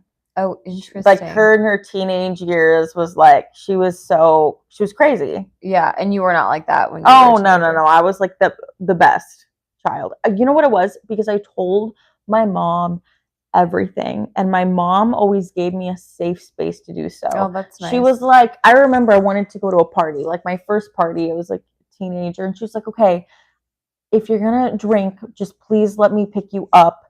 Just don't hide it from me, and please be safe. And I literally went to the party and I didn't even drink because I just didn't feel the need to. And I think it happens when parents literally are so strict on the kids. They're gonna defy you and they're gonna be crazy. Because my older sister was the same way. She was like a saint.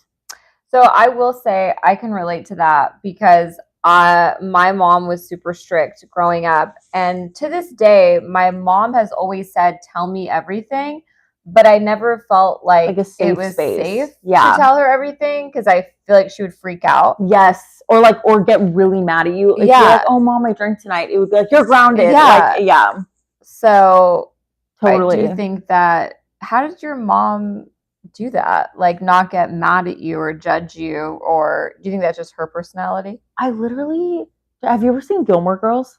Oh, yeah. Okay, so I'm watching Gilmore Girls and I was like, okay, that's literally like my mom. Wow. I don't know I think it was more of like, she treated me, and it's not great, but like she treated me more as a friend and not a parent. So therefore I was like, okay, like I want to do this and I want to do this. And yes, there was definitely some times where she was like, not the most like supportive, like with like first boyfriends and stuff, but very, very, very like chill.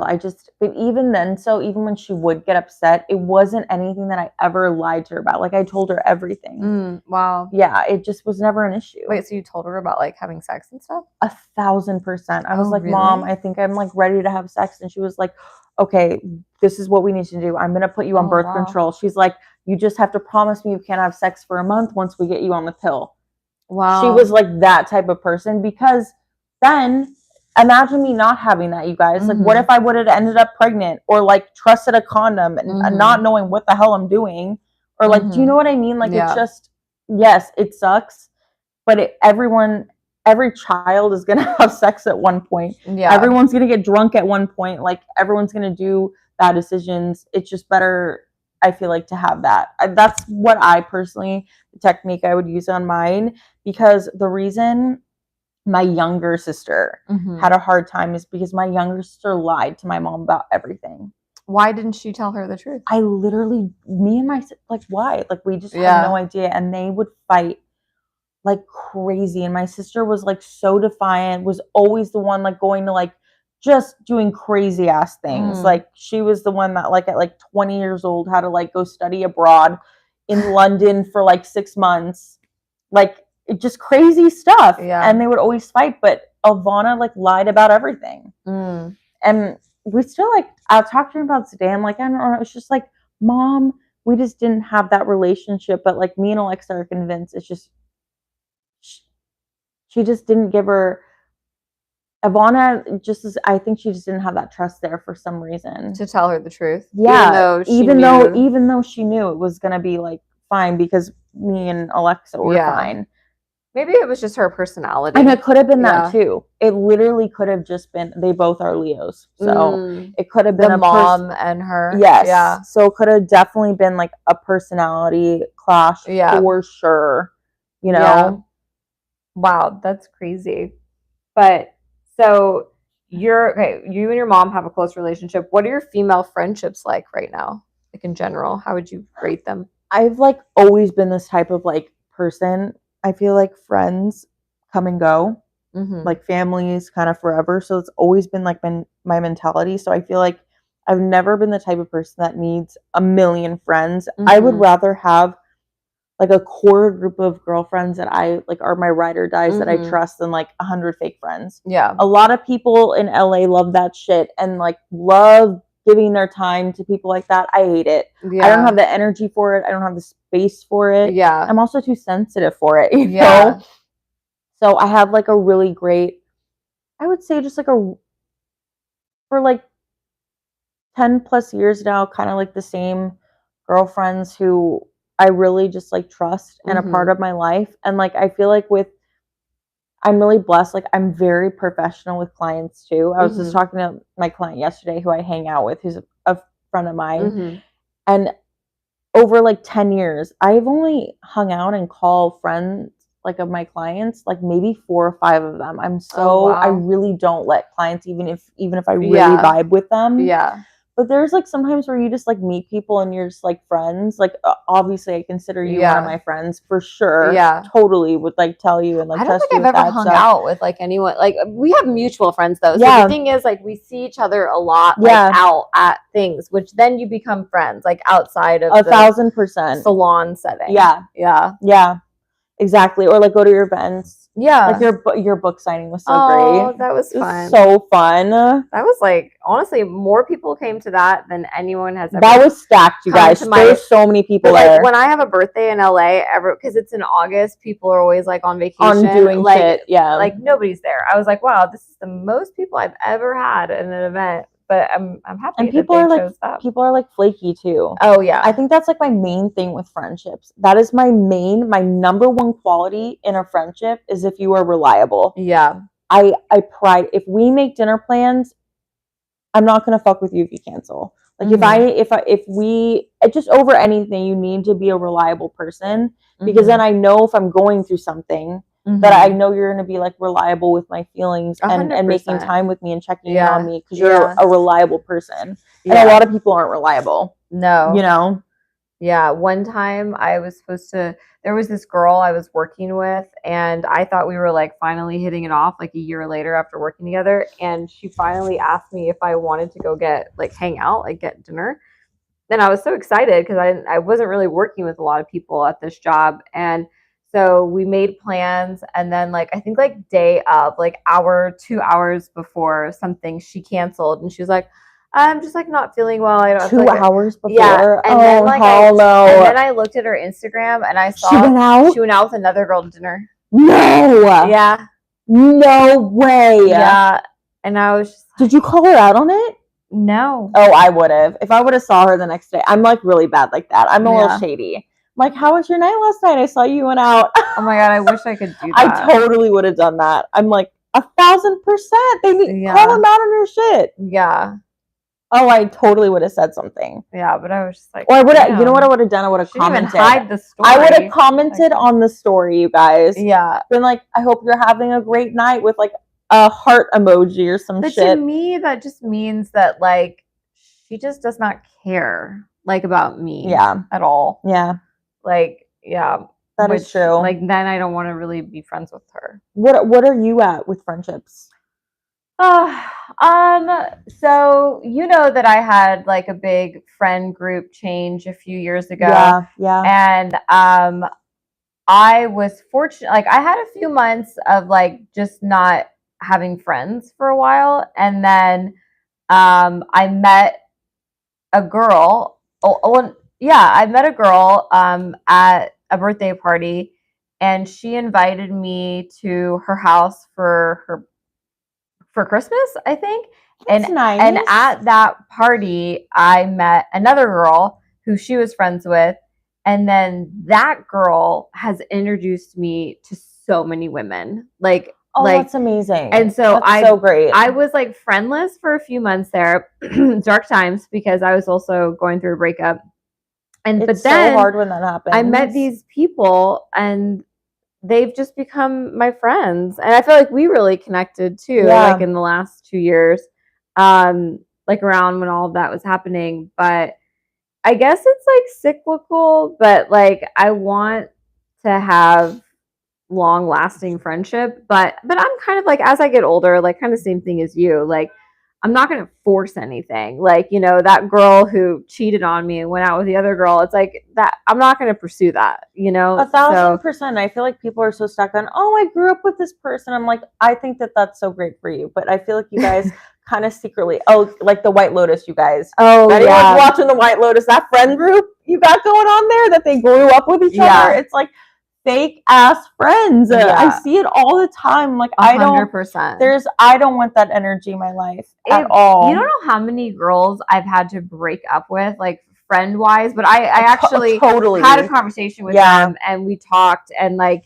it was me kind of realizing like the way they were speaking, I'm like, you know, you don't actually like me. Like you know, like why are you friends with me? Totally. Like it does not sound like you care about me or you even like me. Or I feel like it just stems from jealousy too. I feel like a lot of women, they get really insecure and jealous of the other person, so it's so easy to talk shit and like act like they don't like you if they're like jealous of you too. Yeah. And it's just a terrible thing. It needs to stop. Women need to support women. I'm sorry. Like we already have too much stuff about. And if you really don't like someone, just don't befriend them. Yeah. Like don't be friends with someone you don't actually like. But that goes into the whole LA like totally social climbing, because there are girls like that I've been friends with that they talk mad shit about these other girls. And then they're like best friends. And I'm like, wow, like you don't even like her. Like I actually liked her and now you guys are friends. Interesting. One of my really good friends, who's actually my next door neighbor. She literally lives right there. We've become like besties now, but it's same thing. It took forever for me to like get to trust her, because every time we would hang out, she would talk like mad shit. And then finally I was like, you know what? I'm just going to start calling her out on it. And the thing is, half the time she didn't even realize it. And I think it became so a part of her thing. I would just be like, oh, that was actually like really fucked up of you to say. I was like, we shouldn't be talking about women's bodies and things like that. Because I just think it's such like an LA thing. And I think women can be so programmed to do that now. And so much better now. Like so much of a different person, just like calling people out and resolving conflict. I never used to be this person, you guys. I used to be like the very shy. I don't know what happened, but now I can't put up with it and I can't not say anything. We were like out to, and I said in front of other people too. Oh wow. I called her out in front of everyone. And she was like, oh my God, I feel so bad. I'm like, and I said, I'm literally not saying this to make you feel bad or anything, but we need to not do that. But also good on her for not doubling down and being, you know, like she was like, because I wouldn't be friends with someone. I see so much good in her. So when she talks shit like that about other people, I'm like, it's not, I don't feel like it's you. I feel like it's just something that is in you that you're programmed to do or something, you know? Yeah, I get that. And it really is what happened. And I do give people the benefit of the doubt, because that does happen, you know, and obviously everyone's not perfect. We're all going to have our things. Yeah. It's just when it comes to like toxicity, we need to do better. Yeah. And sometimes it's okay. Call out your friends. 1,000%. I think a lot of that too, it reminds me of someone I dated and the way he was behaving with me. And finally I did call him out on it. And he was like, oh, that's just the way my mom always talked to me. So sometimes these people, like, it's like inherited, but then at a certain point, like obviously we know right from wrong, but sometimes it's really hard just to rewire and not gossip. You know, I think gossip for women, like, that's really hard, because it's like, you know, you hear your mom gossiping and like you just think that everyone does it. I mean, I even do. We all do it. You know, it's 1,000%. It's like a part of us. Like women love to do that shit. You know, I just think I'm really trying now to like not make it about like other women. If anything, I'm Mhm. gonna gossip about men. Yeah. That's who I'm gonna start gossiping and talking shit about, okay? I mean, there's you men that are being shady over here. There's enough gossip to go around. Exactly. We got too much stories. Yeah. 1,000% I mean, I wrote a talk book shit. about Yes. it. So And there's gonna be another one There's gonna too. be You another gotta start working on book 2, Look, girl. as long as I'm single, there will be books. Yeah. So although there's been so much time that's passed though since yeah, the book is written, so we still got a lot to talk about. Yeah, I could write a whole book just on You really could. The woman I worked for and the man I dated. Okay, so what are some of your goals in life?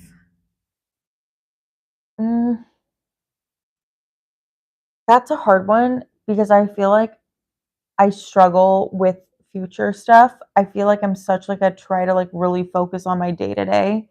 Like, oh, what can I do today to make myself happy or get through the day or like with that kind of stuff.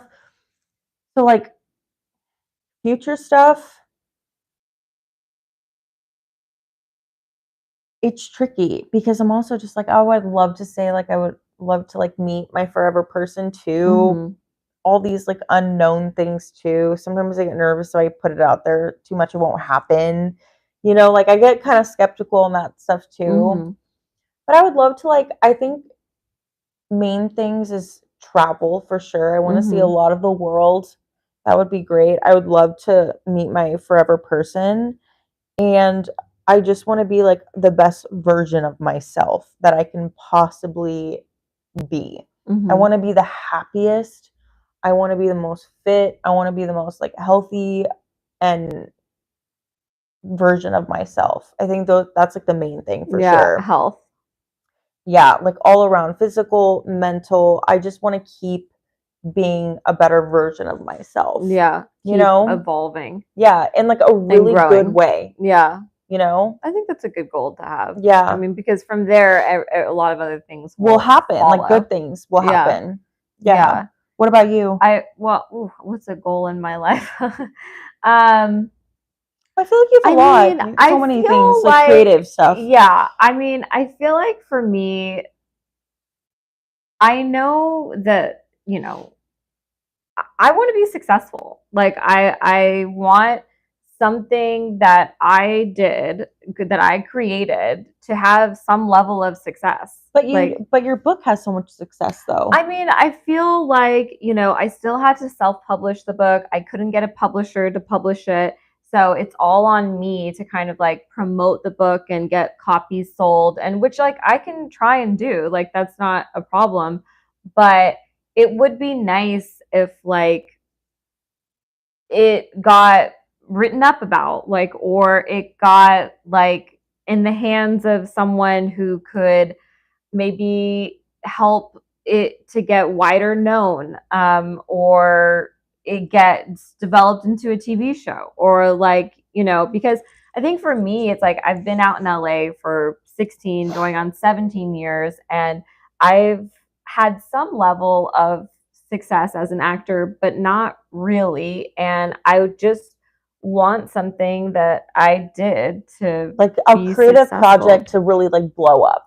Yeah, to take off, like in something that I'm proud about. Yeah, you know, like and well, you can't not be proud about the book. The book is a huge. No, I'm sorry. Yeah. No one can go. There's no way you could get me to write a book.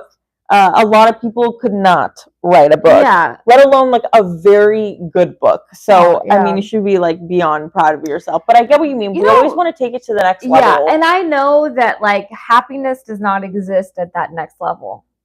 Like, isn't that interesting? I have so many successful clients. One of them who's won Academy Awards, you guys. And the same thing, she's like, oh, my dream was to always win an Academy Award. She won an Academy Award. She was like, what's the next thing? And then she's like, oh, I mean, it was great, but it's not like what I thought or how I thought it was going to feel. And I feel like I hear this all the time. Or like, you buy the house, right? That's been your goal for how many years? And you buy the house and you're kind of like, huh. So interesting, because I feel like it's so great to meet your goals. You should feel so accomplished in life if you do that. Yeah. But I think it's just as what you said. I think it's healthy for me to have goals and to want success. Like, I think it would be weird if I was like, I'm just going to do a bunch of shit and I don't fucking care. Yeah. Like, you know what I'm saying? Like, no, Yeah. like I want things to be good. Like As you should, I want to try my best, and I like want to, try and make things that are making people think or make people feel seen or like help the world in some way. And I will say that I have felt more in line with that level of like helping by doing the book and the podcast than I ever did with acting. Acting, I never felt like I was like helping anyone, but I know that because you're playing a character that's not you. You're doing things that aren't you. I know there's value in entertainment because we all need to be entertained. We all need to laugh. We all need to cry. We all need to see a story that we relate to. I just don't feel like I was getting the opportunity to do life-changing work. I was like the dumb secretary or the girl who got raped or the girl who got murdered. Yeah. And like, if anything, that was like hurting my self-esteem, not like helping anyone. Yeah. So I think taking it into my own hands and telling my own story, and also with the podcast, like getting the opportunity to like interview other women and like everyone tell their story and just spend this time together. I've felt more inspired like doing this podcast than I could have ever imagined. Like after every interview, that's so great. I get so inspired by everyone's story. Yeah. Like even tonight, like you talking about being kind to people, like, because it's like, you don't know, but like someone's going through a hard time, like that helps me like remind me of, I should do more of that. Yeah. Like, so those reminders like are so important because we're all hustling through life, and sometimes we forget, like, or me just saying that, happiness is not after the success, like, and you get reminded of like things like that. Yeah, because like we need a little reminder because our lives are so busy. Is there anything you regret? No. Oh, good. No. Yeah. I refuse to even go there. I've never ever been that person. I'm like, everything happens for a reason. Everyone makes mistakes. Even if anyone out there has made a terrible, terrible, terrible mistake, it was meant to happen. It's going to shape you. You're going to be a better person for it. Just let it be. It wasn't a mistake. It was meant to be. Yeah. It was just meant to shape you. Yeah. No. I refuse to live with any regret. Adamant. She's adamant. I am. I feel like that. I just feel like nobody should do that, you know? Even like terrible, you hear these like inspirational people that were like just a terrible, terrible human being. But then like went like to jail for being so terrible, right? And then like through that, now they're living their best life doing community service and like a really good person. But it's like, if you wouldn't have done that terrible thing, you wouldn't have been like a really good person. Now I feel like everyone should have like a second chance too. It was just meant to be that way. Yeah. Unless you're like a really, really bad person, right? Some people are evil out there, and I'm not saying everyone, but you have a big heart. I really do. It gets me in trouble. I always see the best in people before I see the worst in people. And it should be the opposite, especially in dating. Yeah. You really should just look for the worst first, but I always will look for the best. Another thing I feel like about you these last few years that we've really become friends is that you really haven't let like a man like come in and tornado your life. Oh no, hell no. I don't let them disrupt my peace. There's been like one guy in like 7 years. Yeah, I was like literally didn't go on a date I was like, I'm not doing it. And I get that vibe because also when I stepped into this apartment, I was like, this is your safe space. It's like it gives someone who loves herself, respects herself, honors herself, and girl. like doesn't so sweet. let anyone like come in and like, the energy. Yeah. Anytime like two guys, I've only had two guys in this apartment since I've been here, and every time when they left or we broke up, I was like, staged for a whole hour, you guys, like around, put my crystals out. I was like, oh my God, aired out everything. I was like, get that bad juju, the bad vibes out. But that worked because I don't feel that in It here did. at It all. does work. Yeah. Yeah. Because I can feel it work. It's so interesting. I can tell. Yeah. You really, I believe in that shit.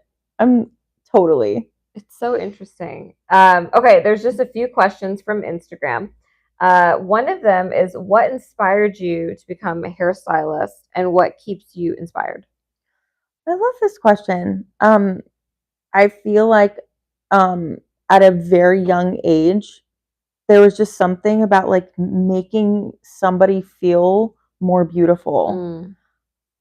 I just like loved that feeling that I have the power to make somebody else feel like more beautiful about themselves, because I feel like as women, that's probably the number one thing we struggle with, especially in LA, is nobody feels pretty enough, skinny enough, good enough.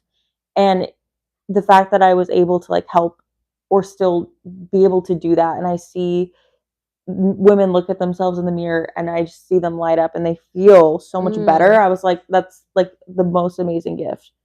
So I feel like that like really inspired me young, and it still kind of inspires me now, honestly. Yeah. It's like being able to do that. Wow, that's so interesting. Yeah. Yeah. It's such a good feeling. I mean, also, like, do you like art? Like, I love art, you guys. I'm like the biggest. I have like commissioned pieces. I'm such like I love art galleries. The second I try to paint or draw or anything, it is like a 3-year-old did it. But it's so funny. It's so bad. Because you color hair. I know. Is it not the same thing? No. I mean, I'm just doing the same thing, you know, with the foils and stuff, like hand painting. I can't draw for shit. That's so interesting. It's so bad, yeah. Yeah. It's something I always wish. I wish I was like an artiste, and like my side hobby, like the Notebook, Rachel McAdams, like, you know, is on her balcony just drawing and painting. I'm like, I want to be that person. Well, you can. Yeah. You have a balcony. Yeah. You literally could. Okay. So what is something, like, because you work with a lot of high profile celebrities or people, is there anything like that you have learned from people like at that level, like any tidbits of like information or anything they've ever shared with you that was like kind of life changing, like in a way? Or something cool like that they've said, like about, you know, because if they're high profile or celebrity, they might have seen a lot or gone through a lot, you know. Totally. Yeah. I feel like there's one person who I did, well, I mean, I can say her name, Selena Gomez, that I did her hair, and she was just the most like amazing, warm, kindest, most lovely human I've ever met in my whole entire life. She didn't even know me, and she just came up and gave me a hug. Oh, wow. And was like asking me questions about myself when I was doing her hair, and I was like, oh my God, this woman is literally a saint. Because it's like, I'm just blow drying your hair. Like, I'm not, you know, this isn't like, she was so lovely. And I felt like it was like in those things where that's so behind the scenes. This isn't me asking for an autograph where you have to be nice. So it was like kind of like kindness and humanity with that. But like there's one who's like my client of many years now who, you know, really blew up recently, and I felt like that was karma for her always being a good person. Kind of like what happened to me and how I got these clients in the first place was me being kind. Yeah. And I feel like from her being such a good person and such good karma came to her. So it kind of goes back to that, because there's other celebrities I've worked with for so many years that I see really bad sides of them, really not good sides of them that like no one else sees. And I'm like, you may be very rich and very successful and very loved, but I don't think you're happy. And I don't think somebody, if you're that kind of how you treat other people, I don't think you could possibly be a happy person. Because I think like like hurt people kind of thing. Yeah. So in the celebrity world too, it's so many people get like hooked on these like celebrities that we know nothing about. We don't know them. We don't know if they're good humans. And then people will see behind the scenes and they're like not, or they are amazing, like good people, you know? Yeah. So it's interesting with the celebrity stuff. Yeah. You know, it's not all as like cracked up to be. I'm very blessed, but it's kind of hard sometimes. Yeah. You know? And you're like in their personal like space. 1,000%. And they trust me with a lot of things, and they tell me a lot of things that I like would never share, obviously. But just seeing them in their day-to-day routines, taking phone calls, talking shit, doing all of it. I'm like, wow, this like crazy stuff, you know? But also such a great learning experience for you. Oh, it really is. To see how people at that level operate. Like totally business agree. and I remember the first time I was so excited to do this massive celebrity's hair, and I did her hair, and she was nice to me. She was just so awful to everybody around her, and you guys, for like hours, just she was like going on another celebrity who I'm not going to say Instagram, and just for an hour talking shit on all these photos. And this is like such a high celebrity like as client. A troll? Yes. And just like, I'm not kidding you, in front of everyone, and I'm doing her hair, and I always looked up to this person growing up. I went to this person's concerts. No. I was such a fan of hers. And that, I went home and I cried because I was so devastated because of somebody I idolized, that I thought this was going to be the best experience, me getting to say I colored this person's hair. It was like a gut wrench, you know? Oh, no. I know. So it happens a lot. It really does. Yeah. Like we idolize these people that like maybe are not the nicest people. Yeah. And also like once you reach that level of celebrity or wealth or power, it is hard to stay grounded. I agree with that. And I don't blame them either, because I also think there's a level of narcissism that comes with having fans. Yeah. That's like a crazy. If I had fans, I don't even know how I would deal with random people. It was kind of like Chappell Roan. She's getting shit on, right, with how she is with fans, but I actually felt like it was really real of her to be like, it's such a weird concept of random people coming up to me when I'm eating and them asking me or saying that they love me when they don't even know me. Yeah. It was very real, because I feel like that's how I would be. I would be so freaked out by it, and like, you know, even though I'm really nice, but I would be creeped out. I would not be a good celebrity. Yeah. I would be like, hell no, this whole thing would give me mad anxiety. I think like there's just so much about that whole culture, and like, and also it's like I feel for celebrities because sometimes they do go through a lot. Totally. And you know, I've had days where I'm just walking my dog and I don't want anyone to talk to me. Yeah, right? You're like, fuck off. Imagine being a celebrity. I know, because you can't have bad days. I'm like that most of the time. 1,000%. Yeah. Unless we're trolling for an hour on someone else. I'm like, I don't like that, but you know. Okay, so one last little question. Okay, girl. So what is something, and I feel like you might not, I don't know if you want to say it, but like that you want to manifest like out into the universe? Like when you manifest, you don't like sharing it, right? No, I'll share it because it's always the same thing. Okay. I say it in the shower. I try to say it daily. It is like my daily manifest. It's health, wealth, and happiness. Okay. I'm always saying the same thing. I'm like, okay, universe, health, wealth, and happiness today. I'm like manifesting that. Manifest it. I feel like if you have those three things, you're in the gold. You know? Yeah. And it's been funny. The last few people I've talked to in my friend circle, they have manifested things into reality. I've just found out a few things. So 1,000%. Yeah. So one of my clients, Lisa Vanderpump, I was obsessed with Vanderpump Rules when this like started. And I remember I was obsessed with Lisa. I like went to her restaurant. I one time like saw her, you guys, like walk in, and I was like, can I have a picture of you? I have that picture still. Aww. I'm not kidding you. This was when SUR first opened, and like all the people on SUR like had blown up, and my mom was like, you have to do her hair one day. I was like, I know, Mom, it's like my dream. I need to like really manifest it. She's been my client for 8 years. Wow. 8 years now. How I manifested that, I don't know. But I was like her biggest, I was obsessed with her and that show. And I was like, and it's funny because Ariana, that's totally separate how I got Ariana. Oh, they didn't even know anything about that. That was a whole separate person, how I got Ariana. So I somehow manifested all this for myself. So it really is a real thing, the manifestation. Did you go home and think about it like often or no?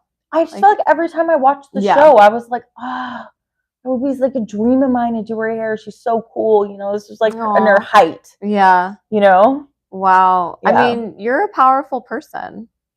I feel like everyone is. We have so much energy to you have a lot of good energy. Yeah. Thank you. Yeah. No, you really do. Thanks, girl. I appreciate it. Yeah. Yeah. I love that. So, which I think makes you powerful, like a Disney princess. Yeah. It's those Disney vibes. Yeah, it's those Disney vibes. It really is. And my hummingbirds. Yeah, I think the birds help. I do too. The tiny birds. Well, guys, that is it for our podcast tonight. So thank you guys so much for tuning in. A couple of people said hi from Toronto. LOL. Someone said I would love the fame. So she would be good with fame. Okay, girl. Couple people on here. Okay, guys. So we're gonna end the live. I'm gonna have to shut the light off, but we will see you guys next week. Bye. Bye.